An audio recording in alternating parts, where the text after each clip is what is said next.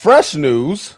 Fresh news. The Packers have signed defensive coordinator Jonathan Gannon, former head coach of the Arizona Cardinals for the past 3 years, is now officially a Green Bay Packer defensive coordinator. As you guys also know, he was also the defensive coordinator for the Philadelphia Eagles prior to his hiring in Arizona. And after that, he had some time in the Rams, where I believe he was the defensive consultant or something like that, something along those lines. So he's had his background in defense for at least the last 10 to 12 years, but he's officially a Green Bay Packer. You're probably wondering, hey, Bryant or Transformer, what are you guys thinking about this hire? I'm mad right now. I'm mad. When he was a Philadelphia Eagle, the Philadelphia Eagles by his last season finished top 2 in scoring defense, finished top in passing defense and things of that nature. But I take a look at that personnel. Philadelphia Eagles at the time did have an elite group of men back there that he could coach up and get those scoring plays and have that great defense. But I also take a look at the Arizona Cardinal defense. For the last 3 seasons, they finished no higher than 15th. Now, though he did not call the plays for his defense, that still is under his watch. So that still gives me a little bit of cause to pause. I thought we would have waited until, 7 p.m. today to see if Denver Broncos would have been eliminated from the playoffs, to see if we can get an interview with Jim Leonhard. But that's not going to happen. We're going to go ahead and sign with Jonathan Gannon and see what we got. So my take on that, Green Bay needs to change their personnel. We're going to have a change of personnel to fit Jonathan Gannon's scheme, whatever that may be. He's another proponent, just like Jeff Hafley, who's now the head coach of Miami Dolphins. He came in the interview with the same philosophy. I don't have a playbook. I don't have a scheme. I need to look at the personnel. I need to see the men in the room that I have, and then I draw up the scheme that way, which is fair. I do like that philosophy because you can't just bring in a scheme and expect it to work without having the guys to make it work. You're going to need the personnel to make that work. So I'm curious on what Brian Gutekunst is going to be doing this offseason to sign new personnel, perhaps maybe another trade involved with some of the guys that we have. But we're going to need to change the personnel for Jonathan Gannon to succeed. And secondary transformers, namely. Yeah, absolutely. Yeah. Jonathan Gannon, when he was in Philly, that was his pride and joy, was the secondary, where they ranked, I believe, number 1 in one of those seasons in passing defense. So, and I believe he was a DB coordinator, I want to say, at one point. Maybe not with the Rams, I think with the Titans or something like that. He had spent some time in Tennessee as well. But yeah, we're definitely going to have to address that. Last year, our secondary was porous. It was porous. Xavier McKinney was our number 1 safety. 2 years ago, he was a Pro Bowler. This year, we're probably going to have maybe 1 Pro Bowler, and that's going to be Micah Parsons from that defense. So that's not good to say. So hopefully we get a new change of personnel to fit Jonathan Gannon's scheme and go Pack, go and keep it rolling. Absolutely. That's my quick hit, guys. You guys got anything? Bruce? Yeah, I'll do mine. I'll do mine. Mine's on the hold on. He was asking if we had anything on his quick hit. Oh, yeah. Okay. Yeah. So actually, I do Transformer, and I'll keep it brief. I love the hire. As you know, I believe in Jim Leonhard. I think that this guy is an outstanding defensive coach. We saw him as an outstanding defensive player in the league for some years, and then we saw him when he returned to his alma mater, Wisconsin, and he was coaching up the defense there. And he was the type of guy that he didn't have the elite defensive talent. He had good players, very good players at Wisconsin, but he didn't have the elite defensive talents like an Ohio State or an Alabama or Georgia, something like that. But he consistently had those Wisconsin teams who had nothing else, top 10 in defense year after year after year when he was, coaching those guys. So I thought it was a great hire. Personally, I think he should have gotten the Wisconsin job as a head coach, but they messed that up. But Bruce, Jonathan Gannon. Wait, I'm talking about Jim Leonhard. Yeah, why? Wasn't that you talk? I'm bugging. I'm so sorry. I'm like, because you said go Pack go, and I my bad. I'm Gannon, the defensive coordinator of the Packers. Right. I like the hire. I'm like, but why? What does that got to do with Jim? Wisconsin came up. I'm just like, all right, let's see where he goes with this. I had no idea where he was going, Sneed. I apologize. Yeah, Nope, But usually he's got a Stafford reason too. to go certain place. But I had no reason to go there. But I just got my wires the crossed. plane was not close to landing for me. I'm like, okay, I get it. You're hyping up Jim, but we don't have Jim. I just got my wires crossed. No, Jim Leonard, isn't he you guys' new DC? Bruce, did you not hear my quick hit at all? I'm Cannon, bugging bro. out. I'm sorry. Oh my Cannon, God! Cannon. Get him some coffee, Sneak. All right, so let me do this. Okay. I think it's a great hire. I think it's a strategic hire. They're trying to address the weakness of the defense. I think that's a good hire. Transformers, right? It's always about personnel. Yeah. I don't think that there's going to go a day without constant communication between Gannon and the GM. I think they're really going to repair that secondary. Yeah. I think the rest of the defense is competent to above average. Yeah. On most levels. Micah gets healthy. I mean, this is going to be a really good defense. Yeah. Linebacker core is pretty solid. Yeah. We get Devontae Wyatt back as our D tackle, so that helps Michael Parsons out a bit. But curious to see what we do with Rashawn Gary. I'm curious. Yeah. Well, how old is he, Transformer? Maybe 27. Still pretty young. Yeah. Maybe 27, 28, maybe somewhere around there.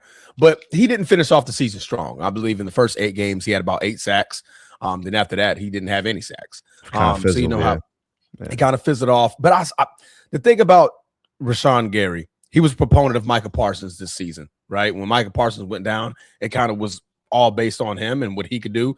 And I saw games where he was actually trying. He just doesn't have the athletic ability and the talent that Micah Parsons has. So he was just getting jammed up a lot. So I'm curious to see what they do with Rashawn Gary, whether they try to move him around or maybe even trade him. I knew it was rumblings about him being traded. But definitely not, signed to another, max extension. So, but yeah. Bruce, you want to try again? No. Okay. I don't know what happened there. Got my wires crossed. I'm thinking, didn't we? 4th and 10. We're gonna punt, bro. It's just let's just. Sneed, go ahead, man. I told you. All right. It's all good. It's all good. New York Knicks, man. I was watching the games yesterday, the NBA games. So I guess it's rivalry week. So that's exciting. We got the Sixers versus the Knicks. It's a good matchup because you've got teams in the Eastern Conference that have ambitions to go to, make a run in the playoffs, get to the Eastern Conference Finals, whatever. These teams have talent. These teams have high payroll. The Knicks have a situation. They hired a new coach. They fired, Tibbs and brought in Mike Brown, who's a retread. Mike Brown is not a bad dude. Mike Brown might be one of the nicest guys in the league, maybe to a detriment. We saw his exile from LA. Yep. We saw the same thing happen in Sacramento. You saw the same thing happen with Cleveland. Yep. He's non-confrontational. He's a nice person. He's a good coach, in my opinion. He's a fine coach. In certain places, he is the coach. Yeah. But in certain places, like New York, high-profile gigs, they don't need nice guys. Yeah. They need something else. But so that's a thing. He's now dealing with a Karl Anthony Towns problem. And by problem, I'm talking about they're having trouble creating identity of their team with him as a key cog of it. Yeah. Karl Anthony Towns, if we're going to just talk X's and O's, quite possibly the worst defensive instincts in the NBA. Possibly. He's a walking foul. He is all over the place. He doesn't know where to be, where to stand, how to orient himself. It's just messy. He gets in foul trouble very quickly and easily, which takes him out of games. That's actually a good thing for the Knicks. I'm sorry, bro. This is crazy, but I watched a game yesterday with Joel Embiid, and 38. Karl Anthony Towns was a non-factor. He was in foul trouble. He was hardly in the game. He logged like 16 minutes in the game, and the Knicks won. Wow. The Knicks have a problem, a Karl Anthony Towns problem. They're a better team when guys like Landry Shamet are getting extra run, when guys like Josh Hart are integral parts of the glass activity, 13 rebounds from Josh Hart and 6 from Karl Anthony Towns. See, we got a problem here. We have a job, a role, identity problem in New York. They're winning games without Karl Anthony Towns. They're losing games when he plays a lot and is negative, a net negative for the team. He's a complete liability on one side of the ball, and if he's not scoring and pouring it on, then what good is he to your team? they're learning why the Minnesota Timberwolves moved on. Yeah. Because he can't do certain things. He's not capable of doing it. And you hear guys like Josh Hart, they're trying to lead vocally. You hear them after games and they're talking about it and they're having players meetings and stuff like that. It's for two reasons. Karl Anthony Towns is not built for the New York moment, and Mike Brown is not the type of guy that's willing to take on confrontation and deal with these difficult situations. This is really going to test the resolve of a lot of these players on this team. And the bigger concern is the fact that they're not protecting Cat anymore. Now they're kind of calling him out in front of the media. This thing could get ugly in New York. They barely squeaked by in a win yesterday against the Sixers, who really didn't have anything good happening except for maybe 1 or 2 quarters out of Maxey and a big game out of Embiid, and the Knicks barely get by, and they almost choked away the game. They're like 3 wins in the last 13 games. It's not good in New York. They were just in the Eastern Conference Finals, 2 games away from the NBA Finals. They are far from that. The Knicks are in trouble. I like it. Well, I'm good with the Knicks being in trouble because the Knicks being in trouble has the Celtics firmly entrenched right now. So I'm okay with that. And hey, who knows? They could be the number 1 seed by the end of the season. Who knows? If they can stay healthy, which is odd because I know somebody in this chat was telling me how trash they were and how Jaylen Brown wasn't that guy and blah, blah, blah at the beginning of the season when they were trying to figure things out. But this is about the Knicks, not about the Celtics. So, no, I do agree with you. And Mike Brown is a good coach. But if you guys remember, I also was adamantly against the firing of Tibbs. Tibbs is a tough guy with a New York type attitude. It was a good fit. Could he have tweaked some things? Yes. But Mike Brown is not going to get the same level of success with the Knicks that Tom Thibodeau did. So I agree. And Kat, the worst defensive instincts in the league. Do we believe he has worse defensive instincts than Luka or Jokic? I don't know. Yes. Then that is much worse. Much worse. Then if that's the case, that's absolutely horrendous. Cat doesn't really realize where he is on the floor half the time. He gets turned around. It's so bad. Being worse than Luka is a problem. Bro, Luka's last 3 defensive efforts in the last 3 games has impressed me. I can probably talk more about it on another show. But Luka's effort in certain games this year on defense has kind of impressed me. I think he's trying. He is trying. Yeah, I think he is. So he gets a foul. He could get in foul trouble if they really did call a lot, but he tries though. Yeah. Quick note on the Luka piece. I know this wasn't a Luka quick hit, but the other day I was looking for like Luka defensive footage when we talked about the Paul Pierce defensive topic. When Luka was in Europe, I don't know if it's because of the coaching over there or what, or because he was younger and significantly slimmer. When Luka was in Europe, he really tried to defend. He just can't because guys can blow past him.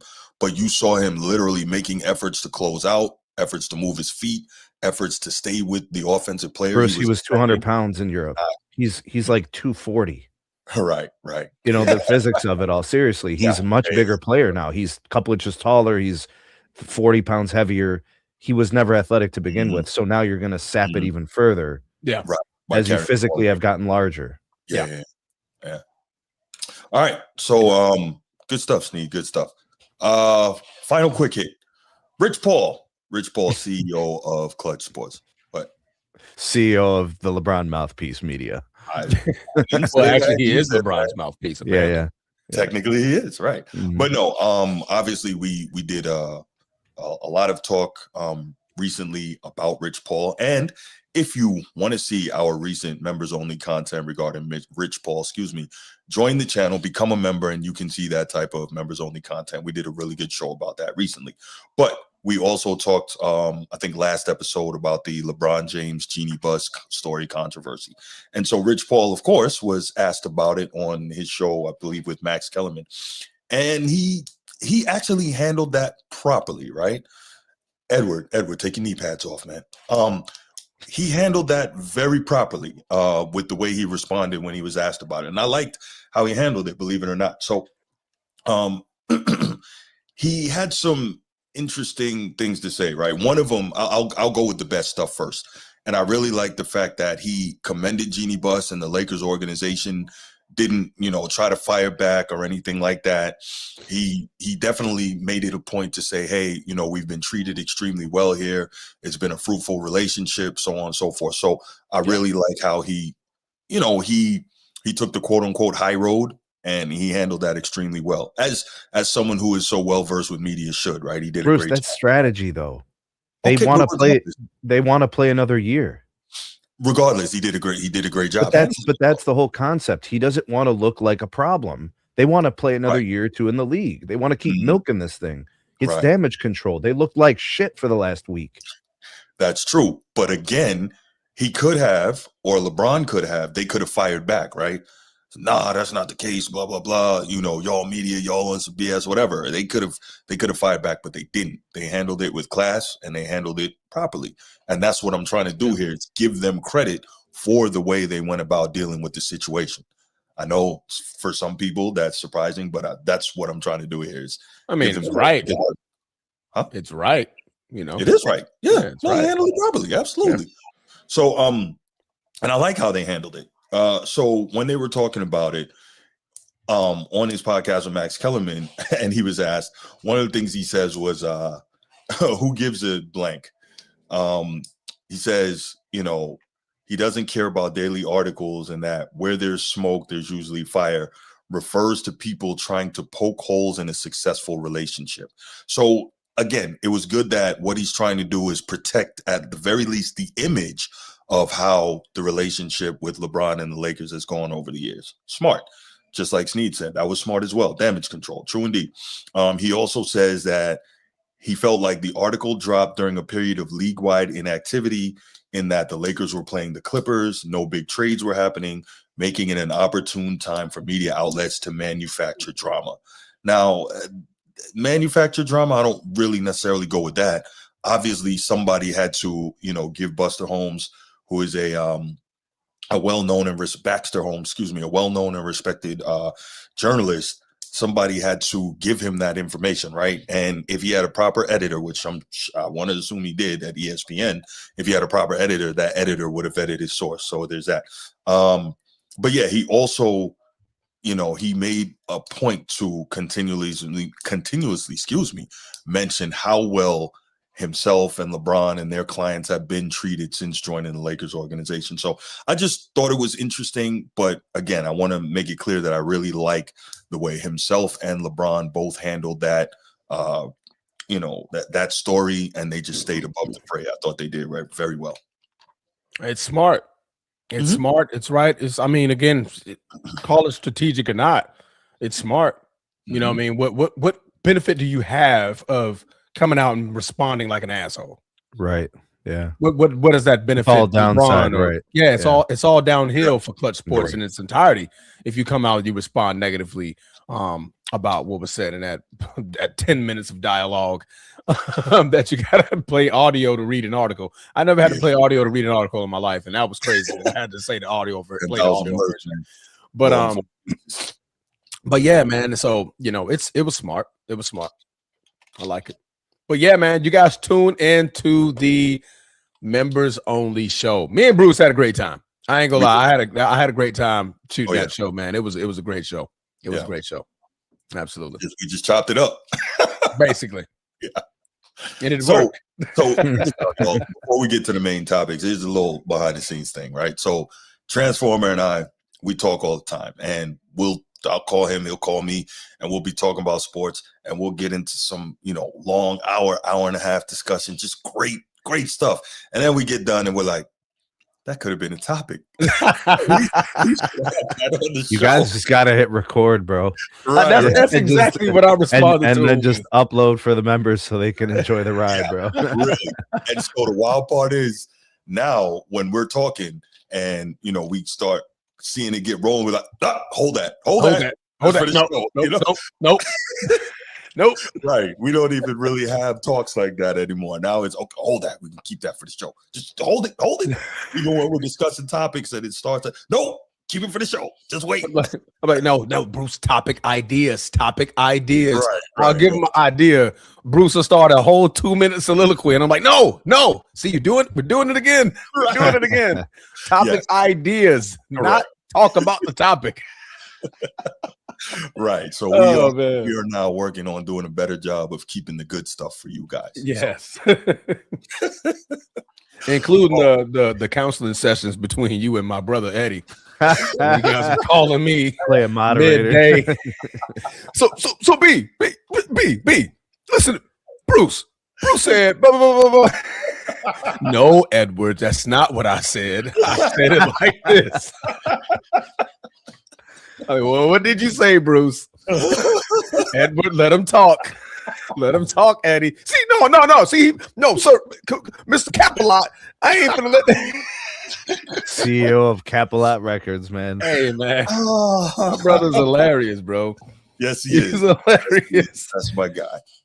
Oh man. No, we have some great ones.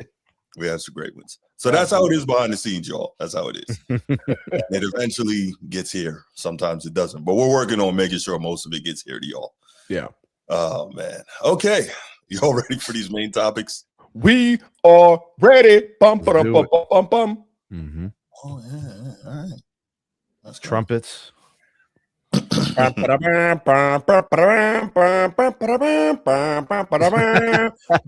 Bunny drama. Bruce, what's happening? Man, listen. So let me say this first. I had no idea who Bad Bunny was. I think either a year or two ago, like he had a WrestleMania match or something. And I'm like, yeah, he's been with Bad Bunny. Huh? Oh, yeah, he's had, but I'm sorry. Go ahead. I was just talking. Go ahead. No. So I was like, who is Bad Bunny? Never heard of him. Obviously, my era is a little different than the modern era. And first thing I'm thinking is, why would a grown man name himself Bad Bunny? But whatever. I mean, I don't think anybody's too concerned about bunnies, but whatever. So Bad Bunny, he was announced to be the headliner for the Super Bowl 60 halftime show. And it has caused problems from the very beginning with his announcement. Why has it caused problems? Apparently, from conservative political figures and pundits, he is kind of branded as anti-American. And I'm like, huh? So shortly after the announcement, President Donald Trump called the selection absolutely ridiculous, claiming he had never heard of the artist. Wow, I have something in common with Trump. Okay. Critics like Ryan Fournier and Benny Johnson labeled him a Trump hater. Okay. So earlier in 2025, last year, Bad Bunny stated he would not tour the mainland of the United States due to concerns over ICE raids and how they might affect his fans. This led to accusations that he is anti-ICE and anti-American. And apparently in October 2025, he had an issue at Yankee Stadium. A video surfaced of Bad Bunny remaining seated during the playing of God Bless America at a Yankees game. This went viral with critics like Tommy Lahren and Jack Posebich calling him a commie and disrespectful to the country. Now, I'm not going to get into the political thing, right? I'm going to play the line real quick here, but 2 out of the 3 of us here are veterans, right? Transformer, thank you for your service. Myself, Chief Sid Bubba in the chat, Big Sarge from Cali, appreciate you. Coach T, absolutely. So we've got some veterans here. And I think one thing, no matter what branch you served in, etc., no matter what your thoughts are, we all understand and we put on the uniform and we serve so that people have the ability to observe their free and legal rights and have freedom in the United States, right? So Bad Bunny wasn't breaking any laws if he didn't get up for the anthem. He didn't cause any public safety problem, any of that, right? If he didn't want to stand up, that's his right as an American to not stand up. I mean, that's it. We all put on the uniform to protect each other's freedoms, whether we agree with someone's behavior or not. I might not agree with somebody's speech and their thoughts on things, but they have the right to say it because this is America. So anyway, that's that. So people were getting on him because he didn't stand up. That's his feeling. All right. So next, a recurring complaint from a segment of the NFL's traditional fan base centers on the fact that Bad Bunny performs almost exclusively in Spanish. So social media was flooded with complaints asking if the performance would have subtitles, with some arguing the Super Bowl is an American institution and should feature English language music. Another quick pushback: Bad Bunny's Puerto Rican. He is an American. So come on. He's an American. He's Puerto Rican, right? Yep. That's a part of the continent of the United States, yes. There you go. During an appearance on Saturday Night Live, Bad Bunny addressed the critics by jokingly telling them they had 4 months to learn Spanish before the game. Is what it is, right? I mean, reggaeton, which is not a bad idea, but right. It is. But you guys are in Florida. You know what time it is, bro. You know what it is. We right here next to Cuba, right here, bro. Right. You better learn Spanish. Cuba, Puerto Rico, República Dominicana. No, but speak a little bit Spanish. Un poco. But the point is, all these things caused problems, right, among conservatives, because, you know, if we're honest, like, I would say, I don't have the numbers on this, but could we agree that we believe that a good portion, maybe half of NFL fans are conservatives from conservative parts of the country? Yeah. I think that's a pretty fair assessment. Right. Okay. So you've got that. So he is maybe not intentionally, maybe intentionally offending a lot of NFL fans. And this has become even more problematic with recent rumors that some of the content of this halftime performance will include LGBTQ plus all the other stuff, themes. There's more? Yeah, there's more. It's a long thing. There's more. Crazy. Plus, that's why they do the plus. Yeah, right. There's more. What's the other one? Look, we're not getting into that. This is a sports show. Anyway. Okay.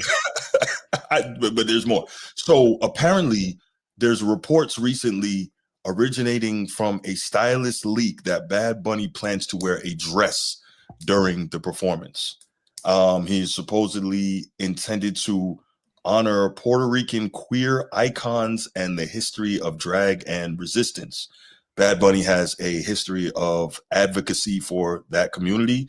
In 2020, he performed on The Tonight Show wearing a shirt that protested the murder of a transgender, I don't know what that means. Transgender woman. I'm not sure exactly what that is. And in response to the woke direction of the show, the organization Turning Point USA announced plans for an all-American halftime show to run as counter-programming for viewers who want to boycott the main broadcast. So we have all these different things going on that I think are likely going to hurt the NFL ratings. Because if we remember when Kaepernick was the big issue and all that, and people were kneeling in protest of police brutality and the killing of unarmed citizens, a lot of people who didn't agree with that stance turned away from the NFL kind of until that stopped. So I'm curious to know, I mean, I guess this may not have the intended effect, whatever he plans to do, because it's the final game of the season. So maybe, you know, throughout the offseason and stuff, people will be like, okay, it's over with. I can come back, you know, next year. But it's going to be very interesting to see how that affects things. And I'll just say one more thing, and then I'll turn it over to you guys. For me personally, I never watched the halftime show anyway. I don't care anything about that. I don't normally like most of the artists they choose. I don't care. I don't listen to that stuff. I watch the game during halftime. I get up, go use the bathroom, stretch a little bit, get something to eat. And then by the time all that's done, I come back and enjoy the second half. So it doesn't mean anything to me, but we know that for many people, the Super Bowl is a family thing. Think about how many fathers and sons sit down and watch the Super Bowl, right? Or just families, period. And like we said, there's a lot of more conservative people out there who are NFL fans. Why should something like this be pushed in the face of a lot of kids? That's my thought. But go ahead, guys. Well, that was a lot to pause, unpack there. Yeah. So Bad Bunny, he idolizes himself as a sexuality fluid type person. If you don't know what sexually fluidity is one or more changes in sexuality or sexual identity. So he's been on record for saying things as such as, I lost my quote here, stand by. It was right here in my face. At the end of the day, I don't know if in 20 years I will like a man. One never knows in life. But at a moment, I am heterosexual and I like women. That's what he said. So he's almost like he's playing the fence when it comes to the LGBTQ plus. Did he say pause after that? I don't know if you can pause that. I don't think he knows what pause means. Okay, just check. Yeah, you don't have to say pause if you preface your conversation like that. We know what time it is. Yeah. I know. So, and this is not this is nothing against what he said. But of course we're trying to stay on topic. Boy, I mean this was rough, man. As far as Bad Bunny, the halftime show, this is nothing but genuine marketing from the NFL. NFL's doing it again. What can I bring to the halftime show to make this one of the most public watched things in the last 10 years? Of course, last year we had the big Kendrick Lamar halftime show, which turned out to break records. Why? Because he was beefing with one of the hip hop's biggest artists ever in Drake. So, of course, they knew what time it was by putting Kendrick Lamar at the center of that stage in front of millions of people, with millions of people watching at home, when one of the biggest dramas and rap beefs of last year was going down. They knew what they were doing there. This time, NFL, the king of Latin pop, Bad Bunny. I've known who Bad Bunny was for about 7-8 years. He came out with a Cardi B track, I Like It Like That. And if y'all don't know, I'm a big fan of Cardi B's music. I'm a big fan of Cardi B's music. I get down with everything Cardi B puts out. Me and the girls and my white man, we jam out to some Cardi B. So I always wondered, like, who was that speaking Hispanic throughout the entirety of the song? Because obviously, Cardi B is, Hispanic as well. Well, Hispanic mixed with black. But, all of her words were English, and then we get to the Spanish part. So I looked it up, and that's when I found out who Bad Bunny was. And I don't know if you guys ever seen the movie Bullet Train. Bullet Train is when I actually found out what Bad Bunny looks like. This was a 2022 movie called Bullet Train. What's Angelina Jolie's ex-husband's name? Brad Pitt. Is it Brad Pitt? Yeah, I think it's Brad Pitt. Yeah, I think it's Brad Pitt. A movie with Brad Pitt in it, and great movie. And that's when I found out who Bad Bunny was, because he played in that movie. In which, again, he didn't speak any English. he spoke Spanish. And it was a great movie. But I said it all to say, Bad Bunny is one of the biggest stars in music today. So the strategic move from the NFL to do this, didn't come at a shocker for me when it was announced. But obviously, when you have an agenda, the NFL loves agendas. For some odd reason, they love publicizing agendas because, one, whether you like it or not, people tune in for drama. Excuse me, guys. People tune in for drama. And again, this is stirring up the pot from a multitude of different communities. You have the American version. You have the LGBTQ. Am I saying that correct? LGBTQ plus, excuse me, community. And now you have the international community, right? Mm-hmm. The NBA is doing a masterful job of making their sport international with the Wembeyamas, the Luka Doncic's, the Giannis's, the Nikola Jokic's. They're becoming a more international organization as we speak. As we know, we got Team USA versus Team World, in which I think the USA could get blown freak out in that game if it was played the correct way. Now you're looking at the NFL, looking to tap into that international community during the halftime shows. The Super Bowl is the biggest show on turf in history, with the exception of the World Cup in soccer. That pretty much goes back and forth right there when it comes to viewings and ratings. Bad Bunny is going to fit that mold. So even I see where you were going with the Colin Kaepernick one. That was during the season. So you had people to have that opportunity, like, well, I can miss this game. If the 49ers are playing Carolina Panthers, who cares, right? I don't have to watch that game. This is the Super Bowl. Folks who hate this Bad Bunny thing, they're going to watch it. Why? Because they want to see what he's going to do. They want to see what he's going to do.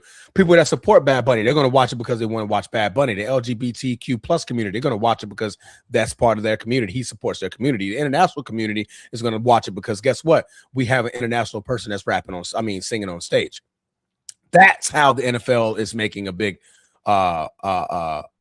big major move with this signing. Also, they're going to be signing Green Day is also going to be playing And the thing about what Trump said, our 45th and 47th president, the thing that he doesn't like about them is because they don't like him. So that's why Trump has something to say. It's the only reason why Trump has something to say. If you don't like him, guess what? He's not gonna respond properly when it comes to a halftime show. He's on record saying, "I'm anti them." Trump says about the artist, "I think it's a terrible choice. All it does is sow hatred, and it's terrible." What did Bad Bunny do that was hatred? Did he say anything that's hateful? Not that I know of. I didn't hear it. Did Green Day say anything that was hateful? I didn't hear it. So he's saying, if you don't kiss the ring, it's hateful. I think absolutely that's many people's modern mind state. If you don't glaze, you're hating. And then on top of that, I mean, Trump has also stated that he won't attend the Super Bowl, not because he doesn't like them, because it's just too far away. And I don't even know what that means when you have your own plane. Yeah, you have your own plane. You're the president. They can take you anywhere. You can get to Cali in like 3 hours from DC. Bro. You can take you get your private jet to go to play golf. You can't go to watch the Super Bowl. I don't understand how that part made sense. But again, that's 45 and 47.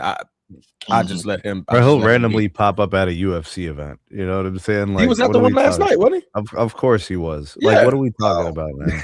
Where was that? Matter of fact, one of the UFC events is going to be hosted at the White House. I heard that. Yes. Yeah. I think John Jones is trying to make a return. Then it's going to be a lot of dough for that. So, please believe me, a lot of attention. What? But anyway.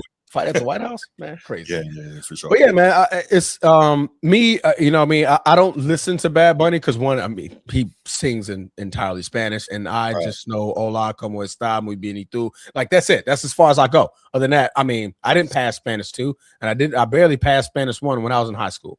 Now, though I have a lot of Hispanic friends, I be picking up the more they talk. Man, shout out Luis.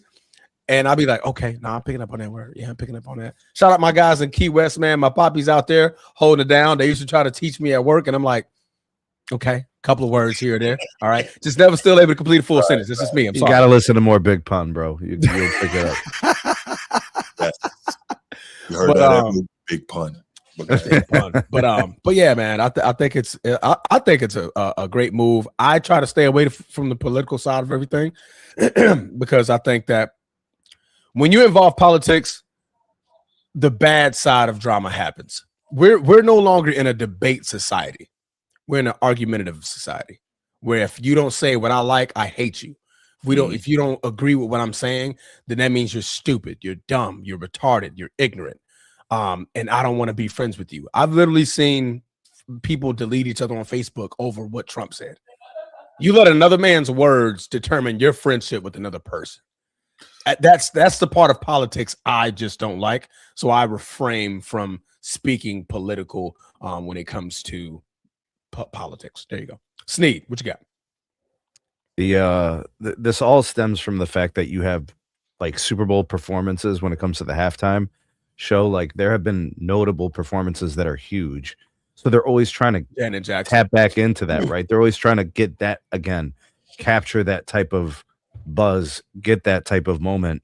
So you're talking about Janet Jackson back in 2004, what the wardrobe malfunction situation. I remember that. I was in college. Yeah. But there's other ones too. 2020 was a big show when they brought in Shakira and Jennifer Lopez. Right. That was a magnificent show.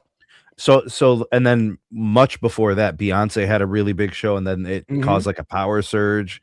YouTube, like right after 9/11, that was a notable performance. But then like I also remember the Rihanna one because of her pregnancy. Oh yeah, I remember that was a big deal. But like if we're talking about actual performances, Michael Jackson in '93 put Super Bowl halftime shows on the map. Now we had to watch every time because of that. Yep. And then Kendrick last year, which was the most viewed. Yeah.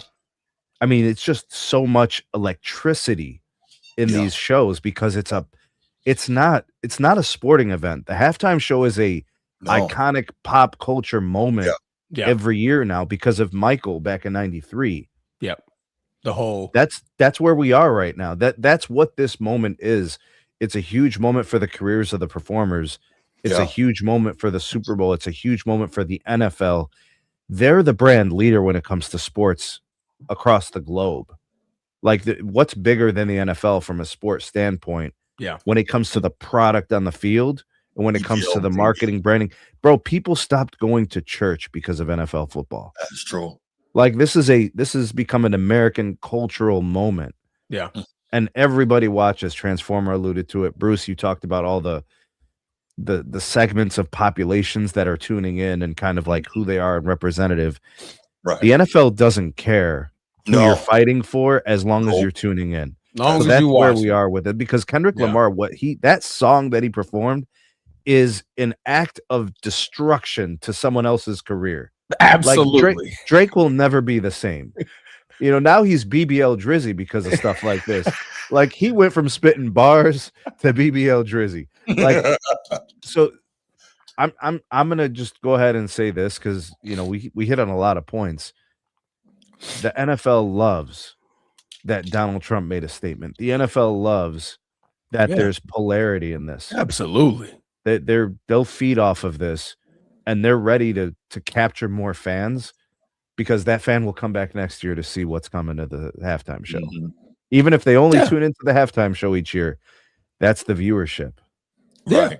And if I'm not mistaken, isn't the halftime show normally where the Super Bowl broadcast peaks? Yeah. Yeah. Because last year it dropped off to like 20-something million to watch. My wife won't watch the game. She will run to the TV to make sure she hits pause, on the show. Hold on, let me grab something, and then she'll watch it. Yeah.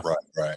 My kids ran downstairs to watch the halftime show. To go do something else is at halftime. Yeah. What is an all-American halftime show? Probably something very Please rephrase your question, please. I'm trying. He's talking about how Turning Point USA said they're going to broadcast an all-American halftime show, so it gives you something to turn to, an alternative broadcast instead of Bad Bunny. So he's asking, what is an all-American? Like, what is the content going to be? And I don't know. Yeah. It doesn't. They don't want it to be. If it is an all-American show, that's fine, but that's not the goal. No, it's not. The goal is audience capture, right? So that's right. Eyeballs. Yeah. And to respond to Eddie's comment, he said Usher was dope. It isn't even about if it's good. It's about being a supercharged moment for the game and for the NFL. Right. Yeah. Right. And let's think about this. And I have my thoughts and my feelings on it. But if Bad Bunny is a huge deal, can you imagine the attention the next day on regular news, mainstream news, cable news, freaking what do you call this? Independent creators like ourselves. Yeah. And then on the sports channels, your Fox Sports 1s and your ESPNs and your CBS Sports, it is going to be a monster attention getter. What's the biggest moment in NBA since 2000? Kobe's death. Malice at the Palace. Oh. Yeah. Oh, I thought you meant you're talking about like in the game. Biggest moment, like in terms of just notoriety, press, Malice at the Palace. Yeah. That's electric. That's power. We'll talk about it. And it wasn't good, but no, not at all. To Snead's point, yeah. And in fact, when you think about the human psychology aspect of this, the most powerful emotions are negative. That's true. Yeah. So if this generates negativity while still pandering to other audiences, the NFL is just winning. Yeah, no, you're right. I mean, that's really in the media business, especially like one of the big things on TV news, and this is a long-standing saying in newsrooms, is if it bleeds, it leads. That's why, like, have you ever noticed the really good, heartwarming human interest stories are like towards the back end of the show? Yeah, and what are the jet skiing squirrels? Right, yeah. It's like at 5:48 in the hour or something like that. If the news is from 5 to 6, they don't put that up front. Up front, they'll put the mass shooting or something. Exactly. Exactly. You'll be watching I hate this, man. Mm-hmm. Monday Night Football, Sunday Night Football. You're watching a great game. You just watched the Rams versus the Lions, and it was a shootout. And you're like, golly, man, 35-30. It was an overtime game, and you're like, man, I'm talking to Bruce. I'm texting Bruce. Mind you, I didn't change the channel. And then what do you get the image? And then you get the image of the chalk line, right? Yeah. Chalk line, you get the yellow tape, Coming and all of a up in sudden, 2-shot on Dunn Avenue. Like, yo, Yeah. what the hell, man? coming up on Action News Jacks right after the game. Yeah. Yeah, it's like immediate. It's immediate attention. Like, the shooting, the killing, somebody lost, died. It's like, yo, and the sun is up or something. Like, give me something else. Yeah. Like, I'm at my peak of football watching right now, and you brought me to the bowels and depths of sadness. I'm like, golly, bro. And speaking of that, just on a serious and more somber note, man, I want to echo Edward's sentiments. Thank you, Edward. Prayers go out to Minnesota, man. It's not good what's going on up there. We got problems, man. What happened in Minnesota? Another unarmed civilian shot and killed by ICE. And This is not a political show, so we're not doing that. But what we are doing is being human here, and we are saying prayers go out to Minnesota for those who are losing loved ones, people who are suffering. Yeah. So yeah. All right. Yeah. Thank you, Edward. We appreciate that, man. Oh, look at y'all. All right. Look at y'all. Kumbaya for one moment. I mean, I see. Kumbaya gonna stop as soon as he send me another trash Gucci Mane track. That's not gonna work. Colors. Yo, that's no. So whack. I was like, Transformer, I swear. That was the longest 3 minutes of my life trying to sit through that song, bro. That is one of the better 3 minutes of my life. So, I'm like, I love it. What is this mumble rap crap? Like, this is terrible. Oh my god, love it. Yeah, well, it's like fingers on a chalkboard. Anyway, let's and I like it. I'm sure you do. Let's move on. Let's take some calls on this, man. Let's get some thoughts on Bad Bunny. Try to keep it professional. Try to keep it relatively short. 904-219-8264. What are your thoughts on Steve? Send us an email. Right. Send us a letter. And the halftime show and how we think it may affect the Super Bowl ratings, how we think it may or may not affect the NFL going forward. Love to hear your thoughts on that. Let's go. They do not understand Gucci. What was dope about him? He's not good at rhyming. One of the most memorable lines I remember from Gucci Mane was what do you say? Girls like buses. Every 15, next one coming. That's all I remember from Gucci Mane. That's what I got. I remember he had a beef with Young Jeezy, I think, right? Yeah. Back in 04? Yeah, it was back in the day. Okay, Chief, what's going on, man? How you doing? Good morning, there, Bruce. Good morning, You're sir. such a great guy. Transformer, you're great too. You're fabulous. We got to go be 47. I don't know who that Bad Bunny guy is, but I've done more for Puerto Rico than anyone else. We gave them oxygen. We gave them oxygen. And to that Edward out there, Edward, I've done more for Black people than President Obama. Just letting you know. I did not have this on the cards. Chief said, Bubba. Not at all. I did not have this on Mr. President. Not a problem. Let me get to Chief, the great American he is. Hey, yeah.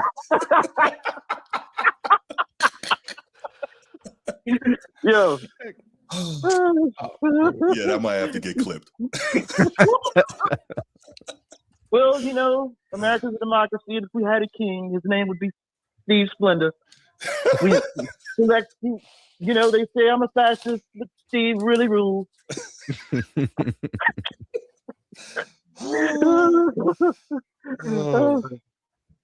Man, yeah. But I think the Bad Bunny thing is going to be interesting because, like you said, this is international. Mm-hmm. The NFL know what it's doing and getting him there. So there's going to be a lot of people, a lot of eyes on the world looking at America, how America's going to react. Hey, Chief, do you think that the owners of the NFL listen to Bad Bunny on their own? No, but if it makes them money, yeah. revenue sharing, right? Money, they'll listen. Right. Yeah, right. But is it in Arizona as well? Is the Super Bowl in Arizona? No, it's in San Francisco. San Francisco. Well, so he's gonna have a lot of ICE agents out there. Man,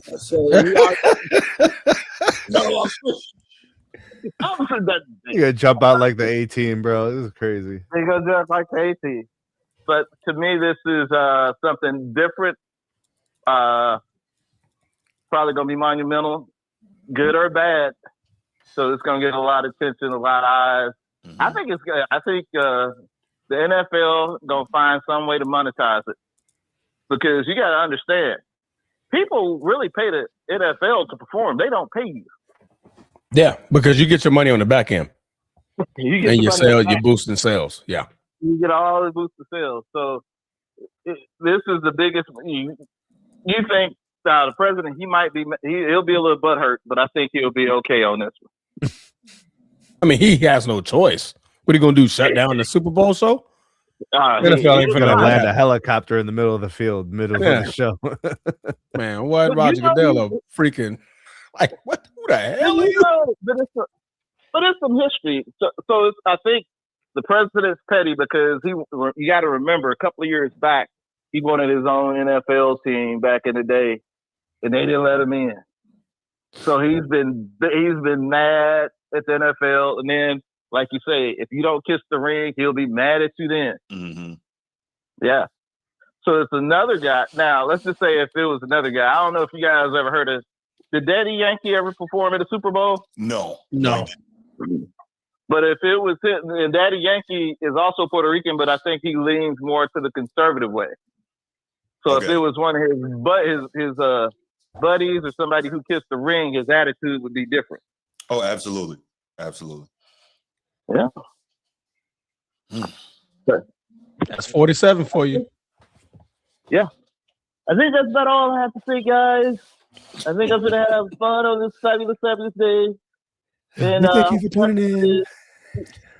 Yes, we're gonna have to do this again. Absolutely. The greatest victory we've ever seen. Right. I do more for the Format Podcast than anybody. Yeah. We gave them oxygen. This is the best show. This is not fake news. We don't cater. We don't piss off to anybody. We don't push agendas. Bruce Hope is one of the smartest men I've ever spoken to. Thank you, sir. Appreciate it. All right. Appreciate it, Mr. President. All right. Have a good day. Have a good day. Edward. We're not done. We're not done. There are more topics, more greatness to come. Keep young Dolph alive. More from the Transformer. You will see.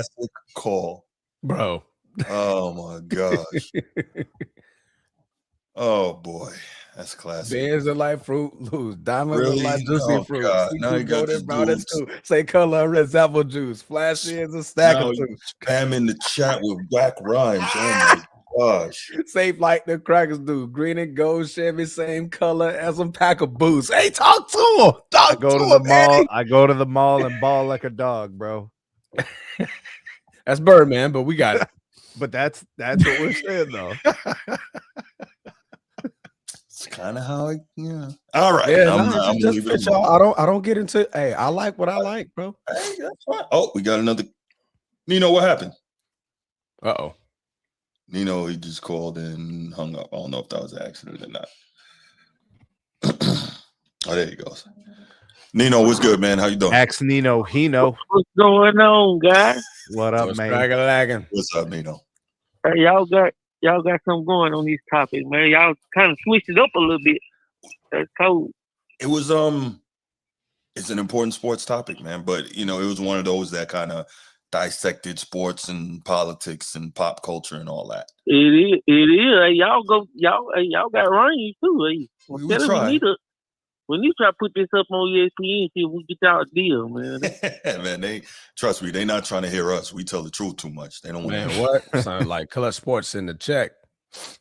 Except for when y'all never mind. But I want to say that I got, I always I be thinking a little deep, kind of deep. Mm-hmm. And it's and you brought up the Colin Kaepernick. Yes. For what some people deem what should have been a decent cause for the reason he said he kneeled, right? Mm-hmm. It was certain group of people, certain people, it was black and white, mostly black and white, they're saying keep sports about sports. And they wasn't really watching the game like you said. Mm-hmm. Well, I gotta think that probably most of those same people will have support for the current president, which we all respect the position, but have the support. So if what I'm saying, if they find it disrespectful and he start putting knowledge out there and they're like, man, we're not going to support the Super Bowl, what do you think that has the potential to change anything or damage the views? Because you remember that Jerry Jones like, hey, we're going to kneel. And then somebody said something. It was like a group that said, hey, we're going to stop watching all this. This thing, you know, Jerry Jones said, everybody, all my people going to stand up. Yeah, I think he said, if you kneel, you're going to get cut. See, this is where, again, I'm not huge with the demonstrations because the kneeling didn't really do a whole lot. But if you're Zeke at that time, if you were Ezekiel Elliott and you were Dak Prescott, that would have been a chance to show your power because there's no way he was cutting them if they knelt. There's no way. So they should have did it. They should have did it. Wait, I don't think Dak had his contract yet. I think Zeke did. I think he had his first deal. Did he have a first deal? Okay. Yeah, it could be. Edward, man, don't make me block you in the chat, man. Don't make me do that, man. And I got a question, like, and I'm gonna let y'all go. I know we just get started. So it's more for Transformer and Bruce too. No disrespect, but you'll see why. Because I talked to my brother, he served in the Air Force, and he did his 25, 26. And I asked him, like, man, and he was saying that he didn't really have a problem with the kneeling because it didn't really. And I was asking y'all how y'all felt about it, and it seemed like the veterans and the people that actually did the serving should have more say-so than us on that type of topic. Well, we did, because the original Colin Kaepernick, the original, he sat down. You remember he was sitting down during the national anthem. I was going. And then he spoke to I believe it was an Army vet, a Green Beret that he spoke to, and former Green Beret. They conversed, and he said, no, it would probably be a better idea. Basically, the end of the conversation, it'd be a better idea for you to kneel. More instead of just sitting down. It's more respectful. So the military community agreed with Colin Kaepernick. Like, hey, go ahead and do what you're doing, but this is a way you can support. You can do both. You can make a statement, and you can show respect to the ones that serve because you're kneeling. You're kneeling down, right? Which is a term of endearment, a term of respect. Like, I'm kneeling to you. Like, that's a term of respect. So after that, the military was out. I mean, unless you had another agenda of why Colin Kaepernick was kneeling. Other than that, we already made agreements with Colin Kaepernick. Like, okay, he's kneeling. That showed us that he's willing to have a conversation. That was first. He had the conversation. He respected the conversation, and he came to a term of agreement. You know what? You're right. He told that guy, "You're right. I'll kneel." Because that also supports you, and it supports what I'm trying to do and push the message that I'm trying to send. So yeah, right. But notice, Nino, when when the people who were against it were making a big deal about kneeling, nobody brought up that part of it because it ruined the narrative. The narrative was that he was disrespecting the flag and he didn't respect America, this, that, and the third. Yeah. Nobody who was pushing that brought up the fact that, one of our finest combat veterans was the one who gave him the idea to do it, because that ruins the narrative, right? And as y'all know from watching this show, this, Nino, everybody who watches me knows I don't like false narrative. I'm to destroy those at every turn if I can, right? You know how I get down. Yeah. So that's why, a lot of people never heard that part of it, because it ruins what they were trying to push about Colin Kaepernick and the people who felt the way that he felt about the topic. Man, I appreciate that answer, man. I'll be conflicted because I was with the move of the reason he said it was kneeling, and I was like, man, it ain't no deal. But I'm against disrespecting the veterans too, because I know I ain't built like that. Even in the street, I was down to go to the street. I did a little time in the street. Mm-hmm. But when they brought it up, hey man, you want to go? You might want to sign up. I didn't even know they had different jobs till my cousin told me. I said, listen, man, I ain't built for that. I won't make it past boot camp. Well, boot camp, training camp, Oh, so, you'll make it past it now. It's easy. Yeah, it's a lot easier. It's a lot easier. You get to bring your cell phone and everything in that mug. Crazy, right? Crazy work. Oh, okay. Well, so I salute y'all, man. I appreciate y'all. Hey, no doubt. Thanks for your support, man. Y'all clearing it up, man. Yeah, man. Thank you for listening, man. We appreciate it. Thank you for the call as well. Salute. All right, brother. Good topic. Good calls. Good calls. Absolutely. Yeah. So just to recap, I'll be going to the bathroom and getting something to eat and, doing anything else during the halftime show because I don't watch. Oh, I was like, wait, what? Yeah. I thought you were talking about now. I'm like, okay. We about to recess for about 15 minutes while Bruce recharges. Nah. Hey, please talk to your brother. Please talk to this dude. He's you got him going, man. Embracing that street Southern culture. My chat is now our chat. Excuse all me. the babies, hey. Freaking overrun with whack raps. This is terrible. Yeah. If I start putting bars in the chat, he'd be mad. That's okay. And I'll recite those too. That's how diverse I am, Bruce. Yeah. All right, let's go. Next topic. We got some Steelers fans in the chat, so that's good. Oh, Eddie, we were talking about you. We got AFC North people on the show and in the chat, so that's good. And as we can see, the Pittsburgh Steelers now have a new head coach, and this was an interesting hire. This was Mike McCarthy. Who wants to kick that off? Who wants to get their thoughts? Okay, I'll kick it off since he was my former head coach. That's right. Green Bay Packer, former Green Bay Packer head coach for 13 long seasons, including one Super Bowl run in 2010 with Aaron Rodgers at quarterback. Then let go to the Dallas Cowboys 2 years later for 5 years, in which he celebrated 3 winning seasons out of the 5, going 12-5 for 3 consecutive seasons. After taking another year off to survey the landscape, is now a Pittsburgh Steelers head coach.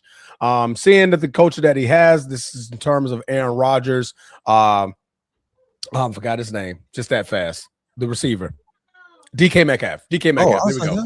DK Metcalf, Warren, Firemuth, Washington, Darnell Washington. So a couple of guys at on the offensive side, and one of the highest paying defenses in the NFL. I think the highest paid defense in the NFL. So this is an interesting one for me. Obviously, over 18 seasons, he has a win-loss record of 174 of 112. Including 2 ties. So that's about a 60% win ratio. 11-11. He's 50% when it comes to his playoff. Hey, sweetheart. Hey. 50% in his win-loss record when it comes to the playoffs. So what does this do for the Pittsburgh Steelers, who just let go of Mike Tomlin, the 19-year head coach, reigning head coach of the Pittsburgh Steelers, a new face, new voice? What does this do? So, Sneed, I'm going to throw this question to you because you immediately had some celebratorial conversation when you saw the Steelers sign Mike McCarthy. What was your reason for the celebration, brother? All right, so as a Browns fan, you celebrate all the things that the teams within your division when they do some stupid things because it helps you as a residual. So the Steelers, by hiring Mike McCarthy, I'm very happy about this. For the same reason I'm happy that the Bengals retained Zach Taylor. For the same reason why I was happy when the Steelers signed Aaron Rodgers, right, who's 167 years old, right? I get happy when these teams make good decisions because that's what my team does. They make bad decisions. So bad decisions from them helps me as a good decision. It keeps the division like not good, right? It's kind of because we're not good. The Browns are not good. Mike McCarthy, this is like a feel-good story because I think he's from Pittsburgh. That's cute. That's nice. But this guy won a Super Bowl in a flash of lightning in a bottle, one time by one of the best versions of the quarterback position we've ever seen. People say Aaron Rodgers in his prime was the best quarterback ever, right? So if you could capture Aaron Rodgers in that time frame when he was winning MVPs, when he was winning the championship and those kind of things.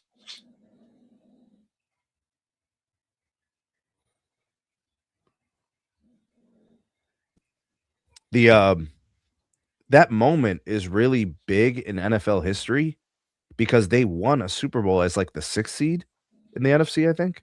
Transformer, is that right? I'm sorry, say it one more time. The Packers won a Super Bowl as the wild card. Yeah. Okay, so they were like literally not supposed to win it. They went on the road and beat every team, win the Super Bowl. It's a huge moment. Mike McCarthy's the coach, right? So he's literally gotten jobs after that because of that moment. And he has not produced anything like that since. He's so far from it. And you saw what he did in Dallas. It was like a nothing burger. What does it matter that you win 12 plus games in the league? You got guys, first-year coaches winning 12 games in the league. It doesn't matter. It's outcomes in the playoffs. This guy doesn't have good outcomes in the playoffs outside of that one moment. Yeah. So this is a hire that feels good and seems like it fits. But what does it actually do? He's 62 years old. He hasn't won it in a long time. This is a stopgap. This is the first time I've ever seen the Steelers hire a coach for a temporary moment. He's literally filling in until they hire the next guy. Yeah. This is not your long-term answer. No way. They've had 3 coaches in the history of the franchise. This is going to be 4, and 5 will be within the next 5 years, which is going to be unusual for the Steelers. 63 years old. And he hasn't done anything since what was it, 08 when they won it in 2010. 2010 when the Packers won it. Mm-hmm. I'm very happy that the Steelers hired this guy at this moment in time because this means they ain't crossing the street, bro. Sneed, let me ask you on that. I don't think that the Steelers, despite their history only having 3 coaches in the last 70 years or 60 years, I don't think that despite that, they're looking at the McCarthy hire as the next 20 years. Obviously, they can't. He's 62, as you mentioned. Do you think that he even coaches 5 years? Yeah, I do. Okay, well, he would have. If you thought the people wanted Tomlin's head, this is going to be worse within 2 years. So here's the deal, right? I wouldn't go as far as to say he's a stopgap. I think bridge, transitional, that's a better term. I don't think stopgap is quite the term we want to use. I think that Mike McCarthy is a stability hire. This is my thought. I think he's a stability hire in that he is a proven winner. He's got a career coaching record of 185, 123, and 2. 60% of his games he wins as a head coach. So he knows what to do. Obviously, he's a champion. Say that again. 185, 123, and 2. 60%. Is that the number you have? 174. 174, 112. So total career, that includes playoffs. But there's gotcha. records that have won more games in the playoffs and gotten to the Super Bowl more often and won championships. Right. Yeah. So he's 10-8 in the playoffs, right? Mike Tomlin is under 11 and 11. Thank you. 11 and 11. Thank you. And this is not about taking a shot at Mike Tomlin. But the point is, I think this is, as I mentioned, a stability hire. You get a guy who is a stable coach, knows what to do. But here's the thing. This is less about Mike McCarthy and more about that roster. The Pittsburgh Steelers have so much work to do on the roster. They need a quarterback because even if Aaron Rodgers comes back, as you mentioned, he's 167 years old. That's not going to get it done. They need a quality running back, like a bell cow guy who's really going to get it done. They did have that. Najee? And they let it go. He kept getting dinged up, and even still, I don't know. They need work on the O-line. Mm-hmm. They need to get younger on defense. They need another quality wide receiver to go across from Metcalf. They need a lot. And so he's a quarterback guy, right? Like he's a coach that, there's a thing between him and the quarterback piece. Mm-hmm. Yeah. And they don't have the quarterback solution. Right. They need to figure that out. Mike McCarthy coached Aaron Rodgers. Are we saying that this is something here? Like what? Is Aaron Rodgers now saying I'm coming back to link up with the old I don't think so. Apparently, he may stay one more season. That's the rumblings going on. To just lose again, like he will be a bridge gap quarterback. Dude, the Steelers failed. This was a chance to do a master reset. They got a retread, and they have an old quarterback. They failed. Okay, but Mike this is the first time in a long time I could definitively say the Steelers dropped the ball. I get it. I get it, Sneed, but if they can do a solid job on the roster, they can have they can field a competitive team because Mike McCarthy is a solid head coach. That's the key. This is the first time they hired an older head coach as well. Right. And think about this too, right? I think also they bowed to the pressure and they got somebody that would resonate a little more with the crowd as well. When you do that, you have allowed the fan base to dictate your franchise. I get it. That's what the Browns do. Sneed, I'm just telling you what they did. I'm not saying it's right or wrong. You know how unusual it is to see the Steelers move like the Browns, bro? I'm not disagreeing. I'm just telling you what it is and what their thought process was behind it. But again, simply for me, I believe that if they can make some solid roster moves, this can be a competitive team. You know how you feel about how like overtime, you know how, Bruce, when you say like overtime, you end up being right every time something about LeBron, right? This is how I feel right now. I can't wait for everybody to just be like, oh, the Sneed prophecy, it happened. You will see. Because we've seen this play out time and time again.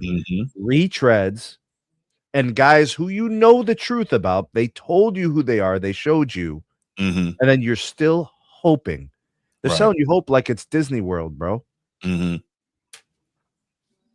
fair. That's fair. Let me see. No, you make some fair points, Dean. I'm not. I don't disagree completely with everything you said. I just feel like it's a stability hire. Because the Steelers are not the franchise is stable. They didn't need a stability hire. The franchise is stable. I can't think of a more stable franchise. Okay, let's try this. What coach do you think they could have brought in with that current roster that was going to do anything different than what we've seen over the last 10 years? Make it innovative as it's constructed. Innovate.